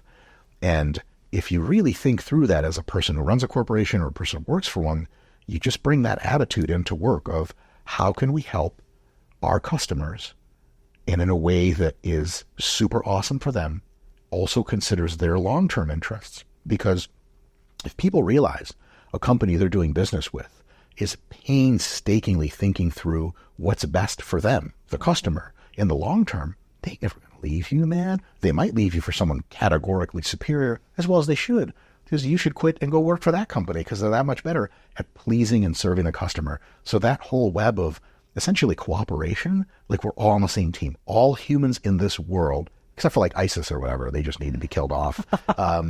Well, they're explicitly on a different team because They're trying to get there. everyone, like, right? not many of them left. 100%. Not having a great time. Right. So, yeah, good times ahead for those people in heaven or whatever.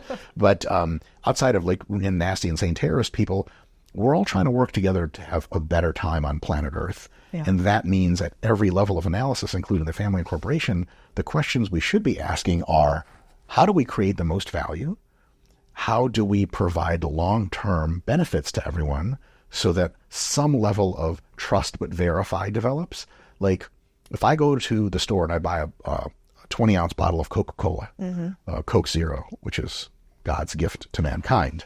Gross. And say what? I couldn't do it. No chance. I'm off this podcast. Is that your number one? That's it. That's your go-to. Caffeine-free Coke Zero, because I don't do caffeine much. Caffeine-free Coke Zero. This is the grossest thing I've ever heard of in my life. Do people know about this on the internet about you? People know about me about this, yeah. But now more people, and that's terrible. This is a quirk. It's a quirk. But here's the thing. Okay. When I go and get that bottle of whatever from PepsiCo or Coca-Cola, I have a very high probability assessment that two things are the case. One, they're not trying to poison me. And two, they're going to try to make a product that I like a lot. They're trying to make me happy. So if you have a corporation which either has internal attitudes in its employees of like, I'm going to get mine, fuck everyone else, not good. Yeah. If you have an attitude of, I'm trying to help everyone that I am able to with my skill set to empower them, you got a good thing going. And then it's a matter of, do you have the skill set? So like our CEO at RP, Nick Shaw, he does almost no grandstanding. Very few board meetings where he's like, quarter numbers, it's going down. You guys are assholes, trying to blame people. He doesn't do that. What he does is he knows he has a lot of talented people. Engineers are super talented. Everyone in the company is fucking just a baller. And then I'm there also. But in a closet, very dirty closet. I don't even have a light switch. I just do this. The laptop, they say, provides enough light for me to work. And everyone's super talented and everyone is aligned that we're like just fucking trying to help people. We're trying to help people get in more shape, better shape if they want. And because everyone's aligned on that general thing, Nick's job really is just one thing. It's to address various people and divisions in the company to ask them the question, do you have everything you need to be as empowered as possible to help everyone else in the company and the end user? Yeah. That's the only thing he does. And like, it's such a good vibe to have. Like, it's really cool for me to work personally for a company. Like, there's no fucking trick. There's no upside. There's no secret quirk. There's not like, well, when we get to this many users in our app database, then we sell and we fucking cash out. Fuck these people. We don't care about them.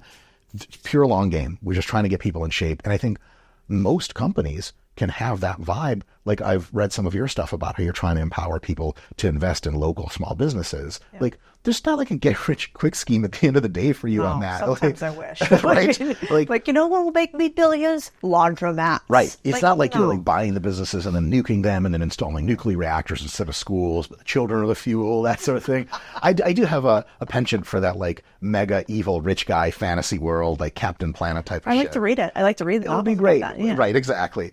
But there's no thing like that for you. You're just trying to get people to spend their money in such a way that decades down the line, they can be in their 50s and be like, I'm really glad we listened to Codie because like, fuck man, we have like 3 laundromats that we own. We don't have to work anymore. Exactly. But it's not like you're scuzzing and taking money off the top of the laundromat. You got to stay in business. So laundromat has to be updated all the time, better machines, better customer service, better.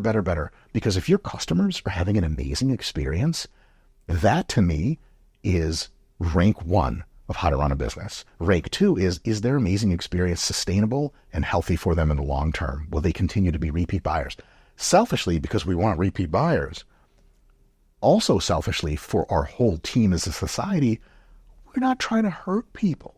Which is why, like, you know, if you're like a person that like sells crack on the street, on the one hand, you're kind of doing a good thing, supply and demand. People want crack, you're here to bring them crack. But also crack kind of destroys a lot of people. So you got to be up at night like, fuck, man, am I really doing the right thing? I suppose most crack dealers are not up Probably at night. Not, but maybe. Up at night, they don't get high in their own supply of those. They're still not doing that. Up at night on crack alone. I always think if you can run a crack business and make a ton of money, you're probably a really good entrepreneur. Oh my God. And like, you should try the straight and narrow. That is actually an interesting. So first of all, yes, but also there is a reason why if you look at real crime, huge fascination of mine is real crime that actually happens versus TV crime, movie crime. movie crime. They got the 3-piece suit. They're connected to the mayor. They got the slick operation. Real crime is a bunch of fucking idiots tripping over themselves, selling each other out to the FBI every other day. That's true. Real criminals that are smart are usually like, wait a minute, I'm expressing diligence and organizational efforts to try to generate profit. I could just make a lot more money and not go to jail if I did that in like computer sales or something. So most criminals are just totally degenerate people with barely anything going for them, because like you'd have to be to choose crime as a way to do things. So most of the best cartel people, you're just not going to get the best to do that, because they're going to be like, what? With my skill set, I just be an accountant. I don't have to worry about getting shot in the middle of the night in my bed while I sleep. Yeah. So that's a thing. But that whole corporate idea of starting from first principles of there are humans in the world that need our help, but we can't work for free because then we starve to death. So if we can make a product or service set that really actually helps these people for real, and it occurs at an economic scale that they can afford, but also that lets us do nice things. And I like to crash my private planes for fun. That's a thing. I'll fly it. I don't know how to fly, but who cares, right? Because the pilots jump out first. They have parachutes. I have a parachute. And as soon as it starts to crash, I'm like, and then I go, right? Codie, that costs money. It's $10 million a plane. I'm not made of money, literally, in a sense. I sort of am at this point. But like, if we are to get super wealthy, we have to find out, how do we please the most number of people in a truly deep way 100%. That they'll continue to come. That is the most secure business model in the entire world. It also has this awesome thing of like, it has great vibes. Like, you know, there's many corporations or entities, especially back in history, which you could be involved. You can make a lot of money. You just don't feel that good afterwards. And no offense to anyone, because I think a lot of people love gambling in a very safe and healthy way. Most people actually, but like, if you're in the gambling business, like you run a casino, you go home, your wife's like, how was work? You're like, oops, caused a lot of people out of the money today, honey. What's for breakfast? What's for dinner? It's weird. But if you're really in a corporate setting where you get to truly help people and you get to make some money off it, man, it's just like unbeatable. It's the best thing ever. Yeah. Plus, there's like I think physical fitness is one way for you to become a better human and actually see like Michelangelo getting carved from the marble physically.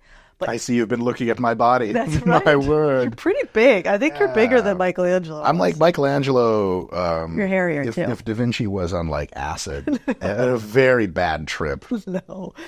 But I think the other part about business that's fascinating is like, it's another amazing way to become a better human.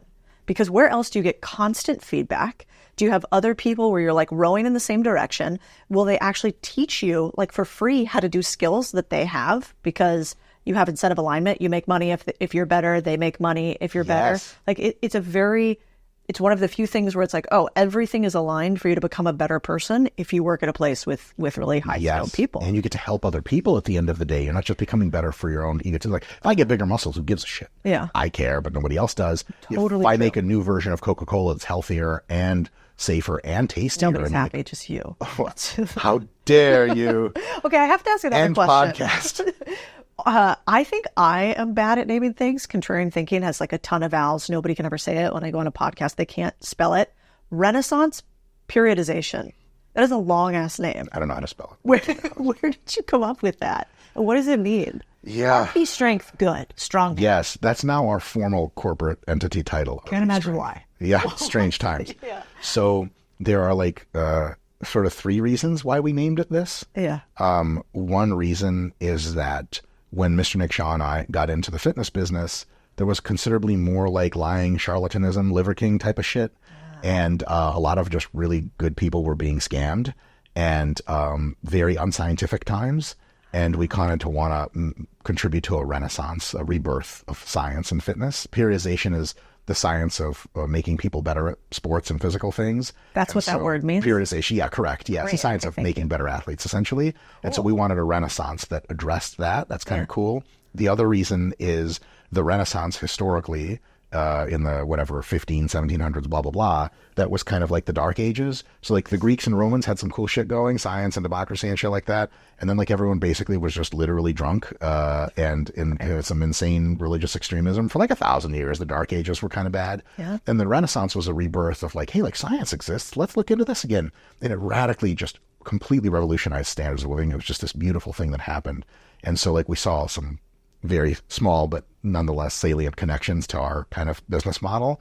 And probably the biggest reason is there is a hedge fund called Renaissance Technologies, And I didn't know anything about it, but Nick and I trained super wealthy New York people for a while in personal training in New York City. And I was asking them always, because I was super big on economics and learning stuff. And I was asking these people who like ran hedge funds and stuff, like really, before you met someone who has a net worth of $30 million, you don't know how that's going to interact. And it turns out they're just really cool, normal people. Yeah. But I asked them like, oh, how did you guys do in the recession? And I would get the same answer a lot. They're like, well, everyone lost money. And, oh, you can't do stuff like that unless you're Rentec, unless you're Rentec. I'm like, what the hell's Rentec? And one of my guys who owned his own hedge fund, he's fucking, I don't know, 100 millionaire by now. He's like, look it up. And I looked it up. And so James Simons, the guy who founded Rentec, he was like, yeah, like stock picking and guessing is cool, but can't we just use like algorithms and machines and tons of scientists to figure this out? And he decoded the stock market. And the Medallion Fund has a year-on-year 33% return, which, as you know, is fucking insane. And it's just done through like computational modeling. And so that idea that you can just science and math the living shit out of something and help a ton to get clarity on it, we're like, yeah, we're just going to do this to fitness. So we science living shit out of fitness. And now we have a team of super highly qualified software engineers, a ton of PhDs, very Rentec-like, and they make software. They make our diet coach app. They make our hypertrophy app, and they make a ton of digital products for us. And these things help people for pennies on the day. And it's like kind of a really miraculous thing I'm super proud of, I guess. But when I found out that Renaissance Technologies was like, yeah, stock picking and guessing is, because mostly fitness up until that point had been like, do this, trust me. Right. And we're like, this this worked for me, so it will for you, which you never do. Just on vibes, right? Right. Because, it's like Brat Summer Fitness. Exactly.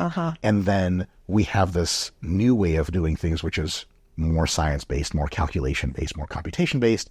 And the only reason we do that is because it works better.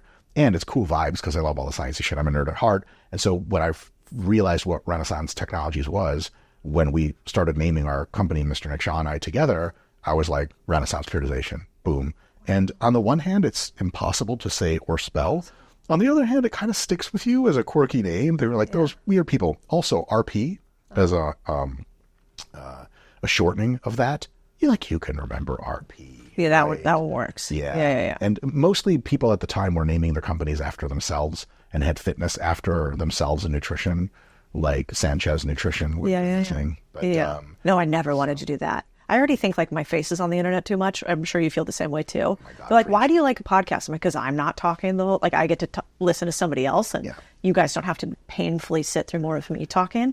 You know what's the other thing that's cool about Renaissance is, like to our point on team, that now most of the money is the team's money. And so they, instead of going out and having big, huge GP or LPs, investors, people like, me and you who would give them money, increasingly they did so well that they allowed their employees to invest, and the employee pool and the GP pool, the owner pool, became so high that they're some of the largest investors at Renaissance. And now it's very hard if you want Renaissance to take your money. They don't take everybody's money. There's a reason they don't take everyone's money, because the SEC requires more disclosure about processes if you have external investors. Yeah. And so if you don't have external investors, the SEC is like, whatever, you do whatever the fuck you want. Because Rentec has insanely proprietary algorithms and processes. When you get a job there, from what I understand, you sign away a whole hell of a lot of your rights. You're not allowed to talk about shit. And no one's ever leaked. There's been 0 leaks about what they do. It's true, they're very quiet. Also, the leak would have to be insanely complex. Of like, most people wouldn't even understand it. Like, oh, here's like the data dump of the like 10-page algorithm we use. But like, I don't understand what the fuck that says. Some other finance people could for sure. And I'm sure people are looking all the time, but that's a big reason. It's also really awesome for them. Like, can you imagine making so much money that people are like, do you want external money? And you're like, we're good. Oh, it'd be amazing. Holy shit. Yeah, I think there's James Simons, recently deceased RIP, he died a multi-billionaire. There are countless people at that company that have oodles of money that just keep going up. I love it. Okay, I want to close out with one thing. You started a new philosophy channel. You have this giant YouTube channel, millions of followers across your social channels. And then you did what, is not that natural, which is you started a philosophy about the mind, health of the mind in some way, instead of health of the body. One thing that I'm obsessing about lately, because I can't quite figure out what's going on, is it seems like we're having a little bit of a mental health tragedy with the youth in this country, and particularly young men. And I was looking at your audience demographics. You have a very large population of young men. Do you understand philosophically, like, what is going on with the youth today? And do you have a take on young men today, how they're thinking and how maybe they could be thinking different if they wanted to change their lives? Not much. The reason I started the channel at first was because I just saw other people and other news outlets putting out their ideas about what the nature of life was like, the nature of the universe, the purpose of society, consciousness, a lot of stuff about AI. And I just was like, man, there's a lot of people that are wrong and not a lot of people that are right, are very well sought after. There's tons of people saying the right stuff, but normally most people just don't listen to them. And so it started for me as a passion project, and still is, of just like putting my ideas out into long form videos, because I have some pretty decently organized thoughts about a lot of different stuff. And I think my take could be comically wrong, but is often at least somewhat valuable for people to hear. Things like, politics and stuff like that. And what we noticed after a while was the self-help advice, which I also like. We did a bunch of different types of videos. Turns out the self-help advice and our our actual demographic is mostly young men, or mostly men. Those videos seem to do really well. And so I basically had a little bit of a turning point on the channel recently where I'm like, fuck, like, all right, we're a men's advice channel. God damn it. And I'm joking about the goddamn part. It's cool. Yeah. It was not my intention.